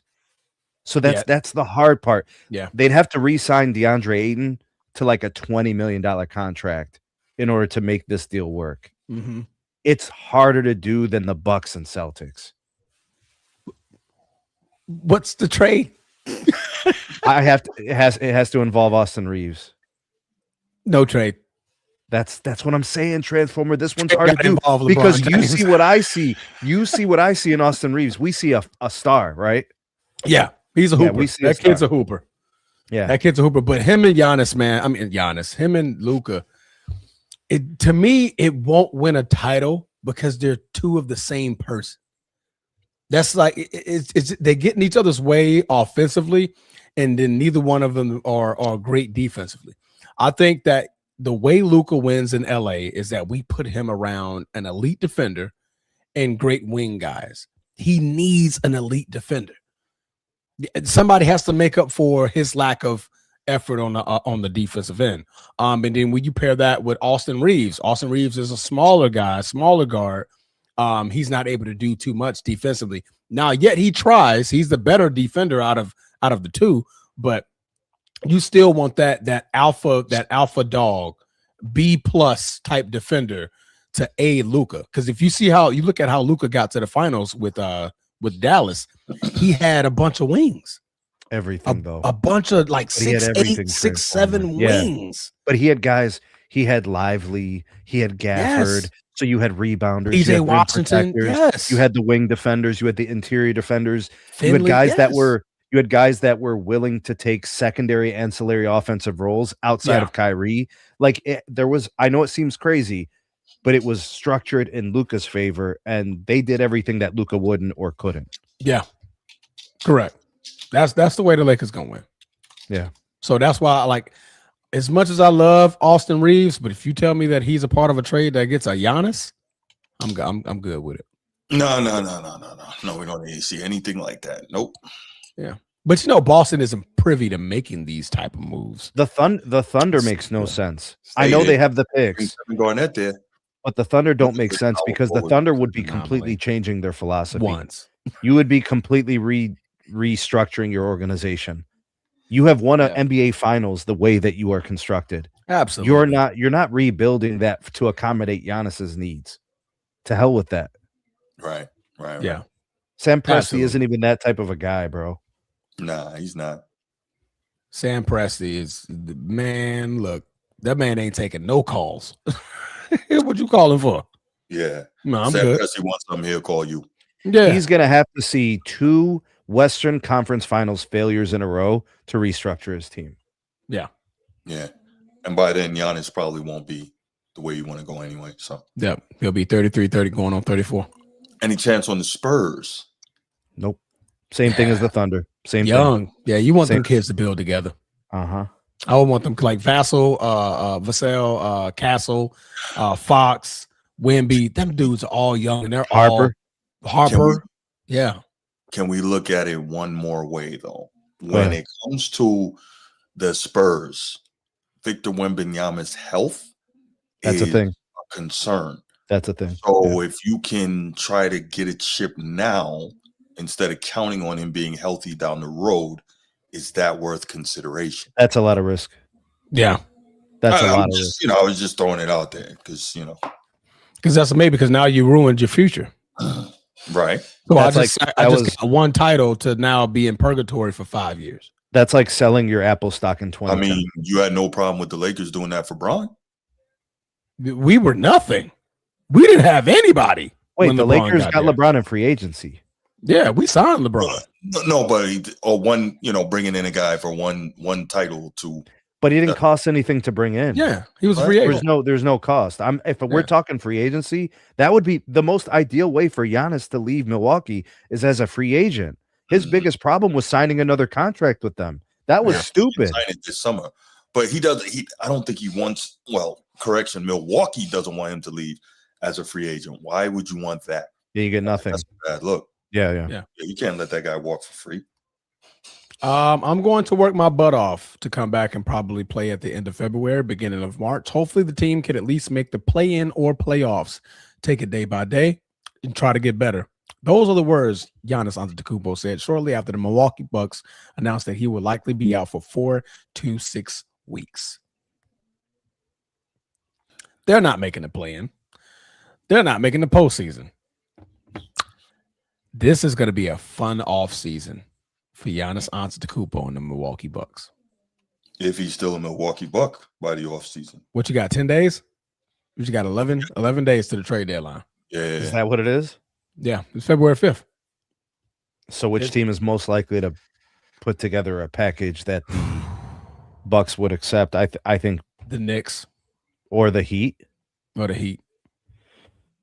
Because them the two teams that desperately need it right now. The Knicks, the Heat are on the edge, and the Knicks are imploding. Yeah, they need it right now. They need to get from under they're gonna have to get from under the Karl Anthony Towns. Put Robinson at the 5, put Giannis at the 4. Giannis in New York is crazy, Transformer. Yeah, and if Giannis in New York is crazy. You tell me, Bruce. You lived in the city. Giannis in New York is crazy. That would be bonkers. They have a pretty sizable Greek population as well. Huh? You had to use bonkers, huh? It would be bonkers and yonkers. Bonkers and yonkers. Nah, bonkers in the city. It would be they have a sizable Greek community. I think they live in Queens. They would love that. That would super energize, that particular community because obviously he's very active with that. And he would help to bring the Knicks possibly to that position that they've been looking for all those years. He seems like the only superstar that wouldn't be afraid to step on that parquet and, go for the chip. Well, him and Melo, but obviously Melo's not. It's always been so weird to me because I've always said, like, whoever's that guy that brings that chip to the Knicks, he's a made man in New York City forever, and he's a made man in NBA lore. But so many of these dudes are afraid of that smoke. I don't get it. Yeah. Have you seen that fandom when they're winning? But the New York Knicks ownership, man, yes. their moves that they make as an organization is so suspect, bro. Yeah. Everything's wrong. Yeah. I mean, even for the success that the Lakers have enjoyed for so long, it's been mixed bags, right? It's like, but the Knicks, it's been a lot of awful. They just don't do anything right. Yeah. the Mike Brown, that's suspect. The firing of Tibbs. Before that, trading for Cat, that's a risk. You look at the way the team's constructed, it's not really built for, if you go back like 5-10 years, where's the playoffs? They should be better than what they are based on the market size. The fact that they're so unsuccessful. Remember the Charles Oakley situation with the owner? Do you guys remember that? Yeah. That's weird to me. Like, why are these things happening? Those are your legends. Yeah, that's a messy franchise. That's I always make fun of the Cleveland Browns because they're my team. It's my home team, but they move like the Cleveland Browns do, and that they don't know what the hell they're doing. Mm-hmm. Instead of Brown, and they nicking it up. They're nicking it up, man. Yeah, the fan base is amazing. The Knicks fan base is special. Bing bong. Those guys are all over the place. You stupid. Knicks to the finals. Bing bong. You remember when they drafted Kristaps Porzingis, Tingus Pingus? Remember that, bro? The dude was like, "Where the hell is Lativia?"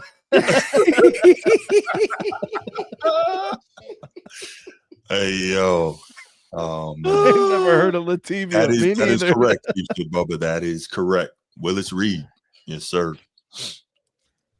The Mecca of basketball. I don't know, bro. I don't know.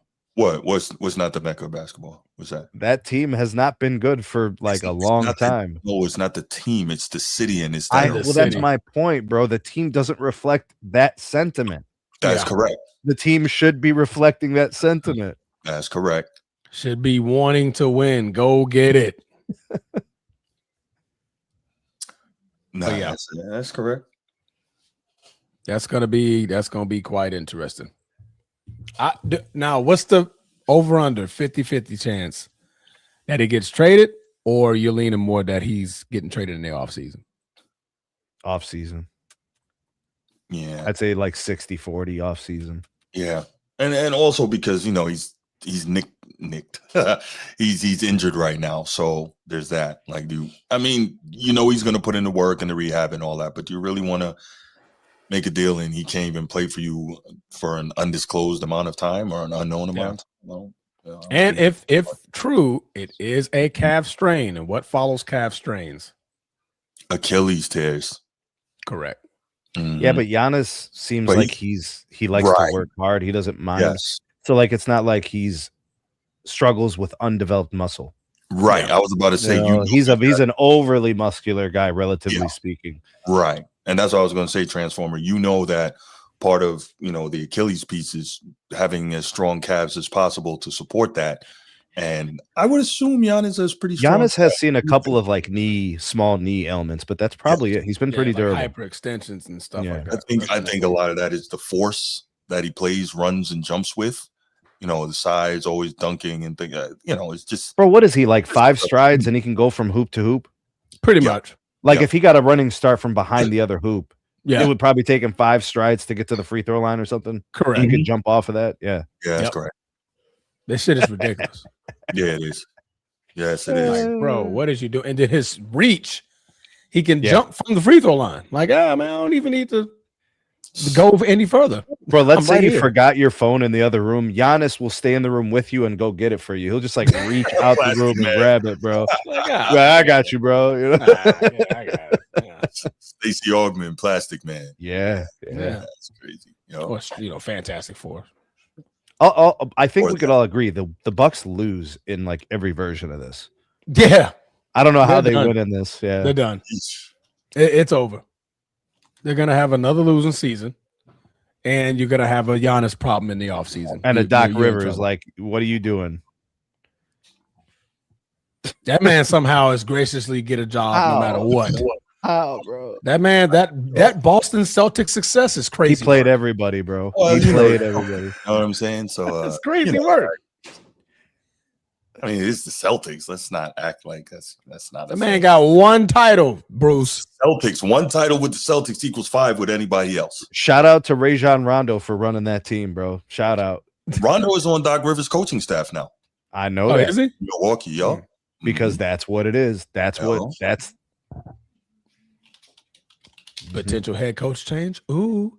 Chicago is the best city I've been to downtown, of course. I'm going back to hit Jamaica Jerk Villa. Nah, listen, Chicago's great. You know what? Chicago's great, but just send me some Jamaican jerk chicken, bro. That's all I ask. Are you talking about the best domestic city, Nino? Or I don't know. Shaba. I don't know. My best cities, they all overseas. Right. Like I love London. Yeah, London is my joint. Paris was nice. Aruba was nice. Fantastic. Hell yeah. Yeah. Freaking Mauritius was nice. I love that city. You been to Mauritius? Mm-hmm. Mauritius, Seychelles, yeah. Yeah, that's what's up. That's Did cool. That deployment. That's a good look right there. I mean, of course, I've been to Dubai and all that stuff, but that's I've never done that. City. Never done that. Mm-hmm. Yeah, that's a good. I've never been to Rota. I've never been to Rota either. I had the opportunity to go to Rota in April. I think April or March, but I'm still recovering from my ACL surgery, so military won't let me go. Oh yeah. Now Rota, supposed to be nice. Never did that. You know where's real nice? Luzerne, Switzerland. Really nice. Yeah. Greenland. I forgot about that one. Greenland. What was that? Was fun. Oh my God. It's cold as shit. Mm-hmm. Iceland and Greenland are the polar opposites. Iceland is called Iceland, but it's warmer than Greenland. Yeah, I've heard that. It's cold in Greenland. Very, very cold. Yeah. But the people, the towns, bro, they sniff American. Boy, they treating you like a local.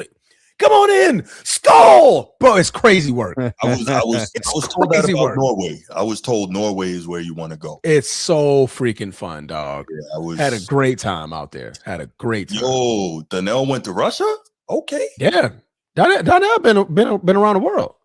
Yeah, was he in the military or he just no, aircraft mechanic. He had to travel with the planes. Oh, that's cool. That man was like weeks on end. Sending us photos that he's in somewhere. That's a hell of a career perk right there. Yeah, aircraft Germany, mechanic, Russia, Germany, everywhere. Yeah, Germany's. That man was everywhere. Germany's Seoul is nice too. Seoul got like 25 million people, bro. Seoul got a lot of people. Amsterdam was fun. Amsterdam was wonderful. Yes, Amsterdam was very wonderful. Yeah, very wonderful. Mm-hmm. Yeah. My brother-in-laws go to Tokyo every year. We're gonna do Tokyo this year. Every year. Is it Tokyo this year? We're trying to go to Tokyo, right? I thought my wife was in the kitchen. Maybe she's not. Yeah, I think it's Tokyo this year. Japan for sure. They go every single year to Tokyo. Japan for sure. Oh, think it's Tokyo? Yeah, Tokyo. I think they want to do Osaka as well because Tokyo's been so good to them. They've enjoyed it so much. They just want to try it out. Yeah. Yeah, I want to go out there. Yeah, if it's another one in South America I'm trying to think about. I mean, Brazil, of course, is nice. I've never been to Brazil. Because it wasn't Aruba. God dang it, man. Heard great things about Colombia as well. Heard great things about Colombia. Great things about Colombia. It's nothing but great things about Colombia.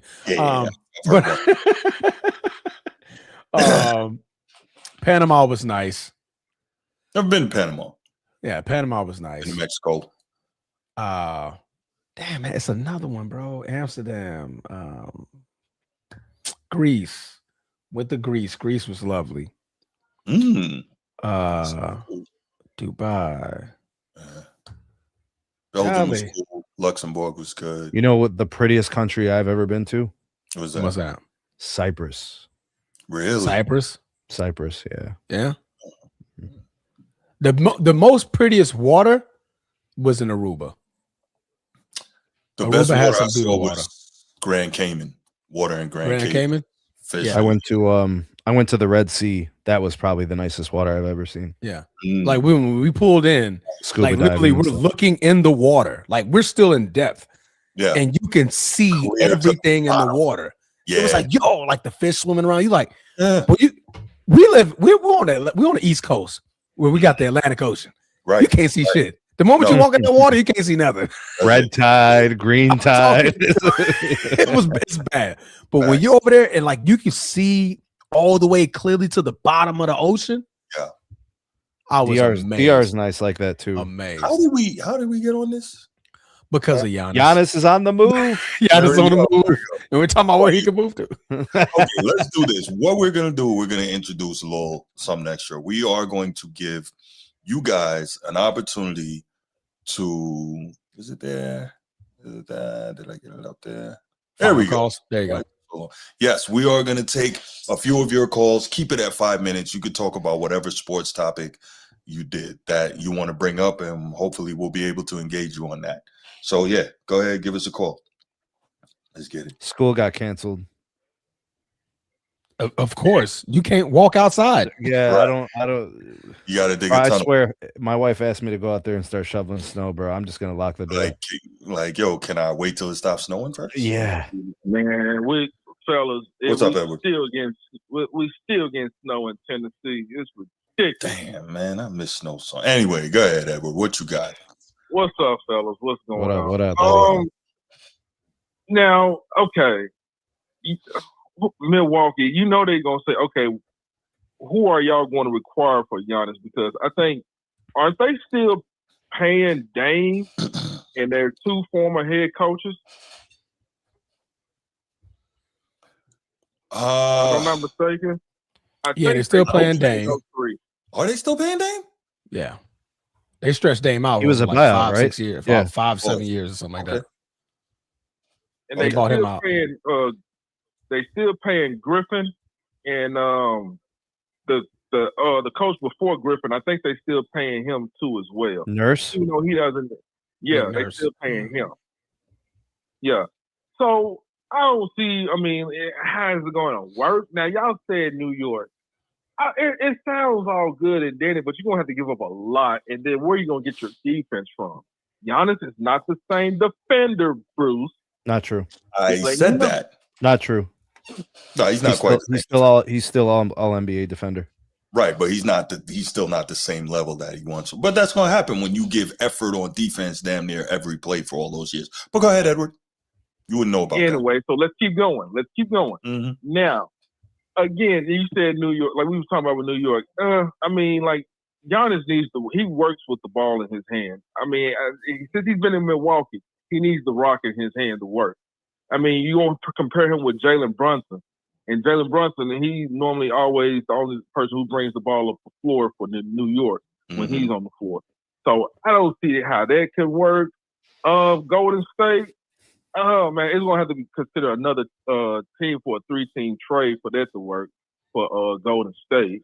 Even though, you know what I'm saying, I mean, you're gonna have to call it, see if Draymond, they ain't gonna move from Draymond. They're not moving from Draymond, they're not moving from Steph. Why are they not moving on from Draymond? Man, it's the same reason why they don't want to move on from Steph. Sneed. I mean, No. Steph can average 30 a game. What does Draymond do? Because his defense is gone. His defensive intensity is gone. His defensive rating is probably 5 levels below the championship version that we used to see. Probably 5 levels below. He has regressed defensively every season for the last 5 years. Yeah. I agree with that, but I don't think they're gonna move on from they're not gonna let Draymond go. I mean, Draymond Green is the only way they can land Giannis. They have to get rid of that contract. Yeah, that contract has to go. Well, okay, we'll see, but it'll still have to. I think it will probably have to require another team to jump in with it as well. 100%. Now, I heard y'all say Atlanta. I can see Atlanta, but man, Jalen Johnson, man, he's doing wonderful. I love what he's got going on. Yeah. With it. I don't want to mess that up. Nah, he's balling, and I think that's why they had to get Trae Young up out of there. Yeah, that's true. That's true because he's doing his thing down there. Man, y'all said OKC. I agree with you, Sneed. You don't want to mess that young core up. I don't want to see it with the Spurs, but however, Bruce, I can't believe I'm going to say this. I'm going to agree with you because Victor Wembanyama, we know when those guys that height, they don't stay healthy that long. So I can understand what you're saying from that. I can't believe I said I'm agreeing. Watch this, Eddie. How old is Joel Embiid? Man. 30? How long has he been injured? 28. He looks older than he is. But watch this. I'm going to show you guys how NBA teams operate. How old is Joel Embiid? I'd say he about 30-something. 30, 31? He is. I think he might be like 28 or 29. He came in the league. Oh, How many He's injury 31. laden? Joel Embiid is 31. How many injury laden seasons has he had? Joel Embiid? He didn't got play his injured when first 2 years at all. He was injury when he got drafted, was he not? Yeah, he didn't play his He didn't play his NBA first 2 years. teams will ride with a guy that has the potential to be a game-changing player for a decade. They will tolerate injuries for a decade or more. Yeah. So when we're talking about Victor Wembanyama, he has higher upside than Joel Embiid. That 100% facts, higher upside. Yeah. He has higher upside in his offensive ability. He has higher upside in his defensive ability. He won Defensive Player of the Year. He is like, if it wasn't for injuries, I don't know about the offense. Mobley doesn't win it. You don't think he could average 30 a game for a decade? I don't. Well, Victor? okay. So when you said higher upside on his offensive ability, I'm thinking about the individual skill set, what they can do on the floor, and I think I don't know that he can legitimately do anything that Embiid can't do. And Embiid, being bigger and stronger, has a better post presence. So the strong doesn't dictate success on offense. Well, it might help. It might help, but in this NBA, it doesn't mean that you're going to be better. Stronger centers and stronger bigs have not dominated the league. Well, we saw when he was healthy, which is, grain of salt. Embiid averaged like 35. He was killing. Nobody. I think Wemby can average 35 in a season too. Maybe not on these Spurs with all this talent, but in a season, if he was the only guy they were going through for offense, why wouldn't he score 35? I don't know. I mean, see, but look, he's just. What about his? I understand what you're saying. Saying they would take their talent, but what about his injuries though? He was. When was he drafted? Has it been 3 years for Wemby? Is this his third year? Fourth year, maybe. I think it's his third season. Was right? it? No, I think it is his third season. You don't know he's injury prone until he's had probably 7 or 8 seasons in the league. Because here's the 76ers still hanging on to Embiid, and we have 11 seasons of injuries. Yeah. At least you could say 9 seasons with serious injury concerns. Wemby just got here. I'm not turning my back on Wemby. If teams are not turning their backs on Embiid. Yeah, that's true. But I mean, like I said, the only way I can see them, and you know what? What if the Milwaukee Bucks treat how Kawhi Leonard was treated in San Antonio? We're not going to keep you in the West. We're going to trade you out East.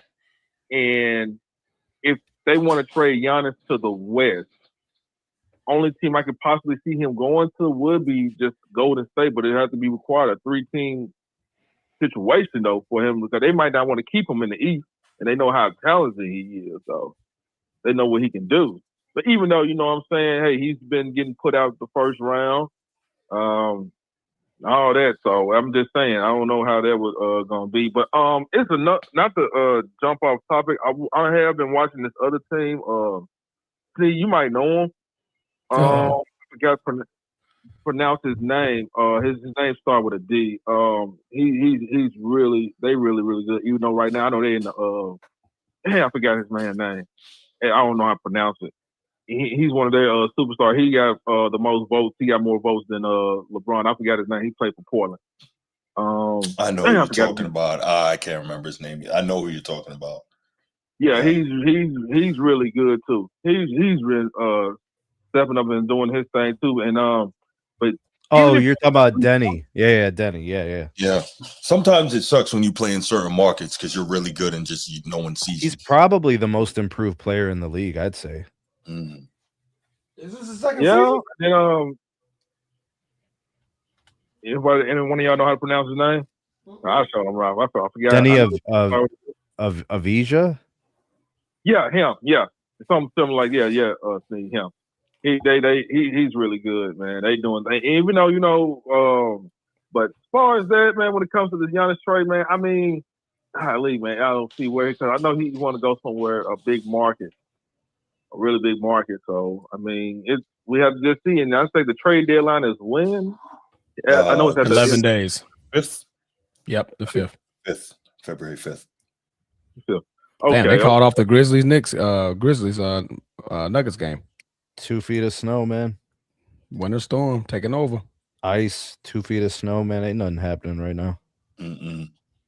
Man, this is crazy, man. These folks out here, man. I've been seeing all on Facebook, man. These folks out there and out for Transformer, bro. You know, right there for Shelby Drive doing donuts in a little parking lot. What a Premier Club used to be at. You know what I'm saying? Just doing that. Man, it's all crazy. Bringing out the go-karts, the four-wheeler. They cutting up out there now. Yeah. They cutting up. Yeah, they cutting up out there. Yeah, they go to the mall and ball like a dog. I was about to say, can we save the freaking old Adolf talk for offline? That's New Orleans. First of all, that's New Orleans. That's New Orleans that he quoted. Okay, that's not Memphis. That's New Orleans. I wasn't talking about the Browns. I was talking about y'all over here reminiscing. No. Look, Bruce. I was not. We were just talking about sports. About snow. Yeah, and we're gonna keep it there. Hey, Eddie, can I get a minute of time real quick, Eddie? No. Can you talk to me a little bit about the Nuggets real quick, though? Go ahead, sir. Go ahead, please. Let's keep going. Go ahead. Talk to me a little bit about the Nuggets right now. They're 31-15, right? And they are what, like 7-3 in their last 10. I think they're what, like 8-4 in their last 12. Joker hasn't played in a month, right? And he's nearing the return. What do you think the Nuggets should do in terms of stylistically? They seem to be thriving, right? So we need to reintegrate Joker into this team, right? Or does he just come in and start dominating the ball again? That's exactly what's going to happen to me. Man, God, at least why do you want me to agree with this? It's tough, bro. That's a tough situation. It's not tough. Hold on a second, Bruce. You've won a championship with this guy. He's a walking triple-double. That's how you've been playing. And now all of a sudden they've learned to live independently without him. And they found ways to win games with guys like Payne Watson and guys like Jamal Murray and supplemental pieces who are playing at a high level. I don't want to stifle their growth. Yeah. And they're going to be without Aaron Gordon for a little minute, probably. Mm-hmm. Yeah. So, I mean, so let me ask you this then. See, even though I agree with that dude that's in the top left, Bruce Hope. Damn, what's all that? Right. Okay. No, I'm going government. That's okay. I mean, our government is here. Hold on. Okay. See, so what do you think they should do when the Joker comes back? What should happen? I think he should assimilate to the way the team is playing now. As in playing what style of basketball is what? I think they should continue to play more as a team as opposed to running everything through him. Okay. And if that starts to falter, if they are losing games, they can always fall back on the Joker world. Okay. I need to ride the hot hand. I got guys like Peyton Watson playing out their mind, Jamal Murray playing out their mind. I need to continue. More guys thriving in a system as more guys engaged leads to better team victories. I'm going that route, especially if I'm Edelman thinking about what I need to do when Joker makes it back. Plus, he's going to be limited. They're probably only going to play him 15, 20 minutes for the first game or two. Yeah, but you know, Jamal Murray always cook when the Joker's on the floor, though. You said what? I said Jamal Murray always cook when the Joker is on the floor. Well, clearly he doesn't need him on the floor to cook. Jamal Murray's an all NBA talent.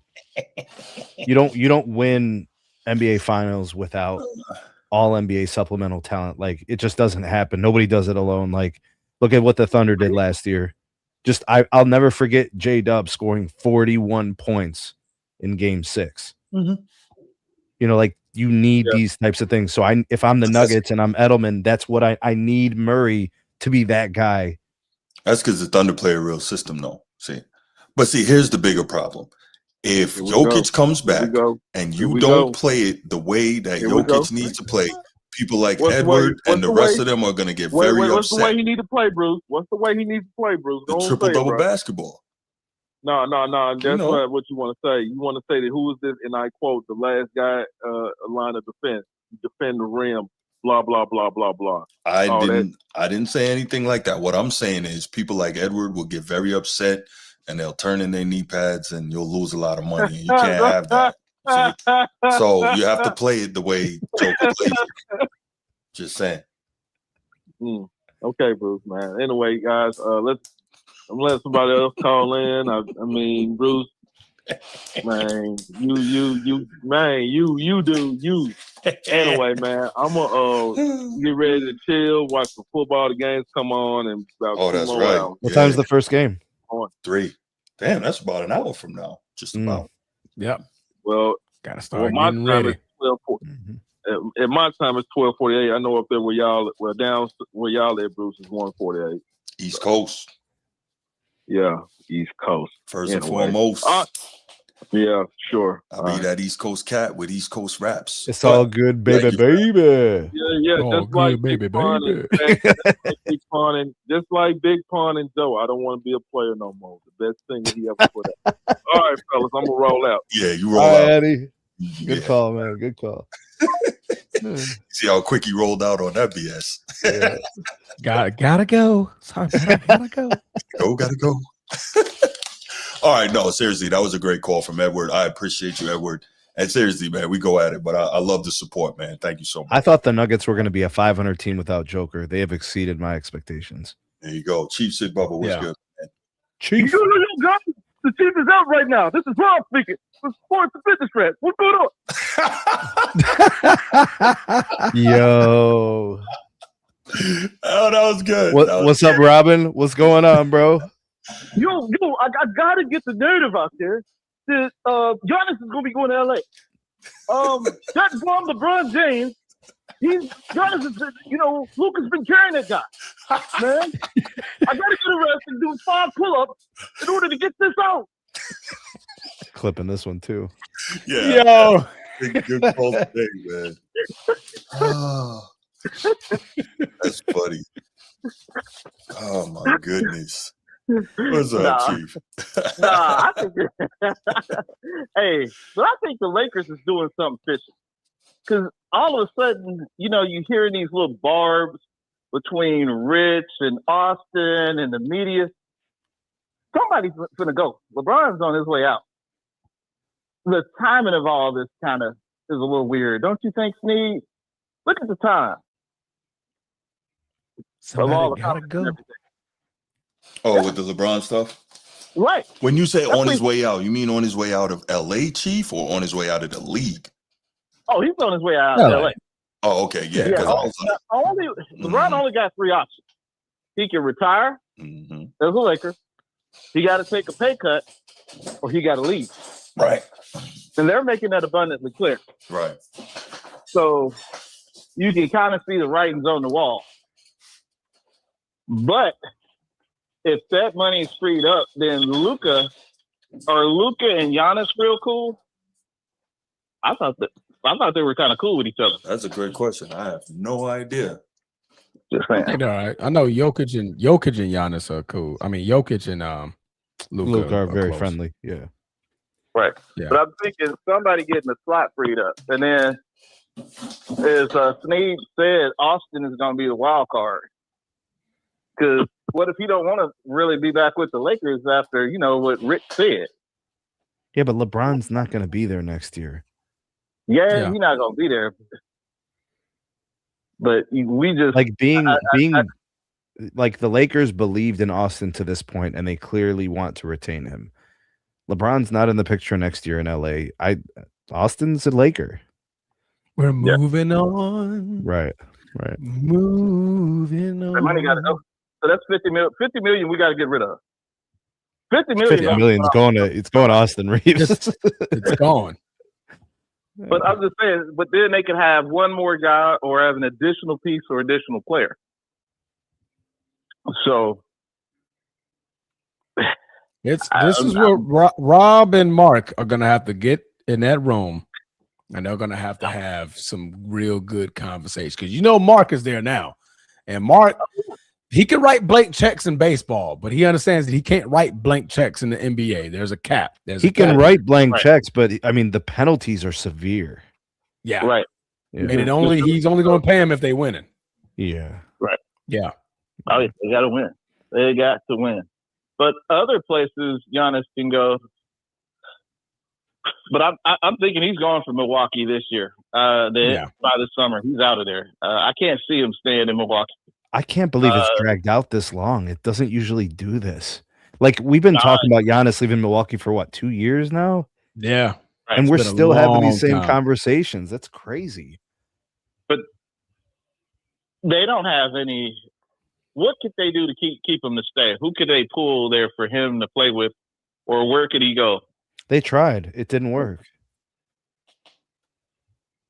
And then, two, a lot of times the older some of these players get, it's going to be the health concerns. They don't build guys like they used to. Yeah, so man, we built different. You know what I'm saying? Yeah. But if you get some of these guys, will they be able to last? Because, I like the Embiid comparison for a decade, but you gotta have enough time for him to be with some guys to win. Where would be what would be the most optimal winning situation Giannis could go right now? Miami, yeah. Yeah. So, I think that'd be the place. I think that'd be the place for him. Something's gotta happen though. Yeah, it got to happen. And it's likely gonna happen in the off season. Because without being said, he's making a statement like, hey, look, I'm hoping to come back to this team, but y'all gotta be doing something without me. If y'all just bottom dwelling this whole time, I'm not gonna come back and try to carry this team and I'm in my 30s. Bro, Giannis comes back at the end of February and's like, I think I felt something in the hammy. Well, see you later. But what is Pat Riley gonna get up? How they gonna free up the other guys for Giannis to come for that team? If we're looking at Miami, it's gonna be a couple of picks and a couple of players. Yeah. Yeah. And they have a couple of players they can move, but I think they want to retain their best two players. So there actually might have to be a third team in there. Yeah, I'm looking forward to because I think Milwaukee probably wants at least 3 first-round picks in return for this. So that probably means a couple of teams without having to destroy your own team, right? So ideally, I think they want to keep most of their guys. They're probably willing to give up one guy, but they want to retain the rest of it to surround Giannis. You know, Tyler Hero can't go. Bam can't go. Right. Maybe Khalil Ware ends up going in this, you know, and but didn't some guy by the name of John Morant bought a mansion in Miami? He would have bought the mansion regardless. He would have bought it regardless. I don't think he fits in Miami. I don't think Pat Riley wants that type of player. Mm-hmm. But no, anything possible. So it could be those two going. You never know. The Godfather could throw them rings on there. You say, Giannis, you want some more? Yeah, for sure. John, this is what it's about. And honestly, wow, I didn't think about both of them. That's actually a very interesting proposition. But what I love about the thought of Giannis in Miami is that, and I know Pat Riley would love this, Giannis doesn't have the typical American player mentality. He's kind of more, you know, do what my coach says, do what my team says, you know, within reason, obviously. And, you know, they don't have to worry about his conditioning, his work ethic, anything like that. So yeah, but I don't know, Bruce. He's been acting a little funny the last few years with these trade things. So, I mean, I would have agreed with you after the finals win up to about 2022, but things have been kind of weird lately. Oh, you know what I find funny, though, Snead, is Giannis' agent, my agent speaks for me, but LeBron doesn't do the same with Rich. Mm-hmm. When it comes to agents. I don't know.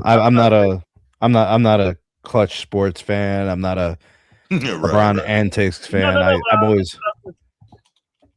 But yeah, I just kind of noticed how different that was. You know, Rich would say something, then LeBron was like, no. But then Giannis said, well, if my agent said it, more than likely it kind of came from me. Wink, wink. Yeah, Giannis tries to play both sides. He's trying to play politics. Yeah. He wants to be viewed favorably. He wants people to like him, and he doesn't want to lose that. Yes. But that's hard to do when you're trying to get the hell out of Milwaukee. Yeah. Good stuff, Chief. Well, guys, that's gonna be it for me. I'm gonna get ready to go right now. We gotta keep the fact. We gotta stop them from lying and denying the narrative. Right. Keep up the good work. Transformer, do some pull-ups. You're gonna need some pull-ups today. Very speed. Gotta get him in, man. I'm gonna get him. I'm gonna get in there. Man. Okay. All right, Chief. I appreciate you, man. Have a great Salute, Chief. All right. Oh. All right, guys. So that's going to be the end of the show for today. Thank you so much for being here. Thank you for everybody that called in. Thank you for everybody that interacted with the chat. If you're watching on the replay, appreciate you guys so much as well. You guys are the best, man. We are trying our best to make great content for you. Keep tuning in, man, because we got lots of stuff coming. If you want to see the members only content, obviously click that join button on the channel, become a member. You can watch Transformer Flex over here. Steve was doing it too. Steve was doing it too. It don't look the same. But yeah.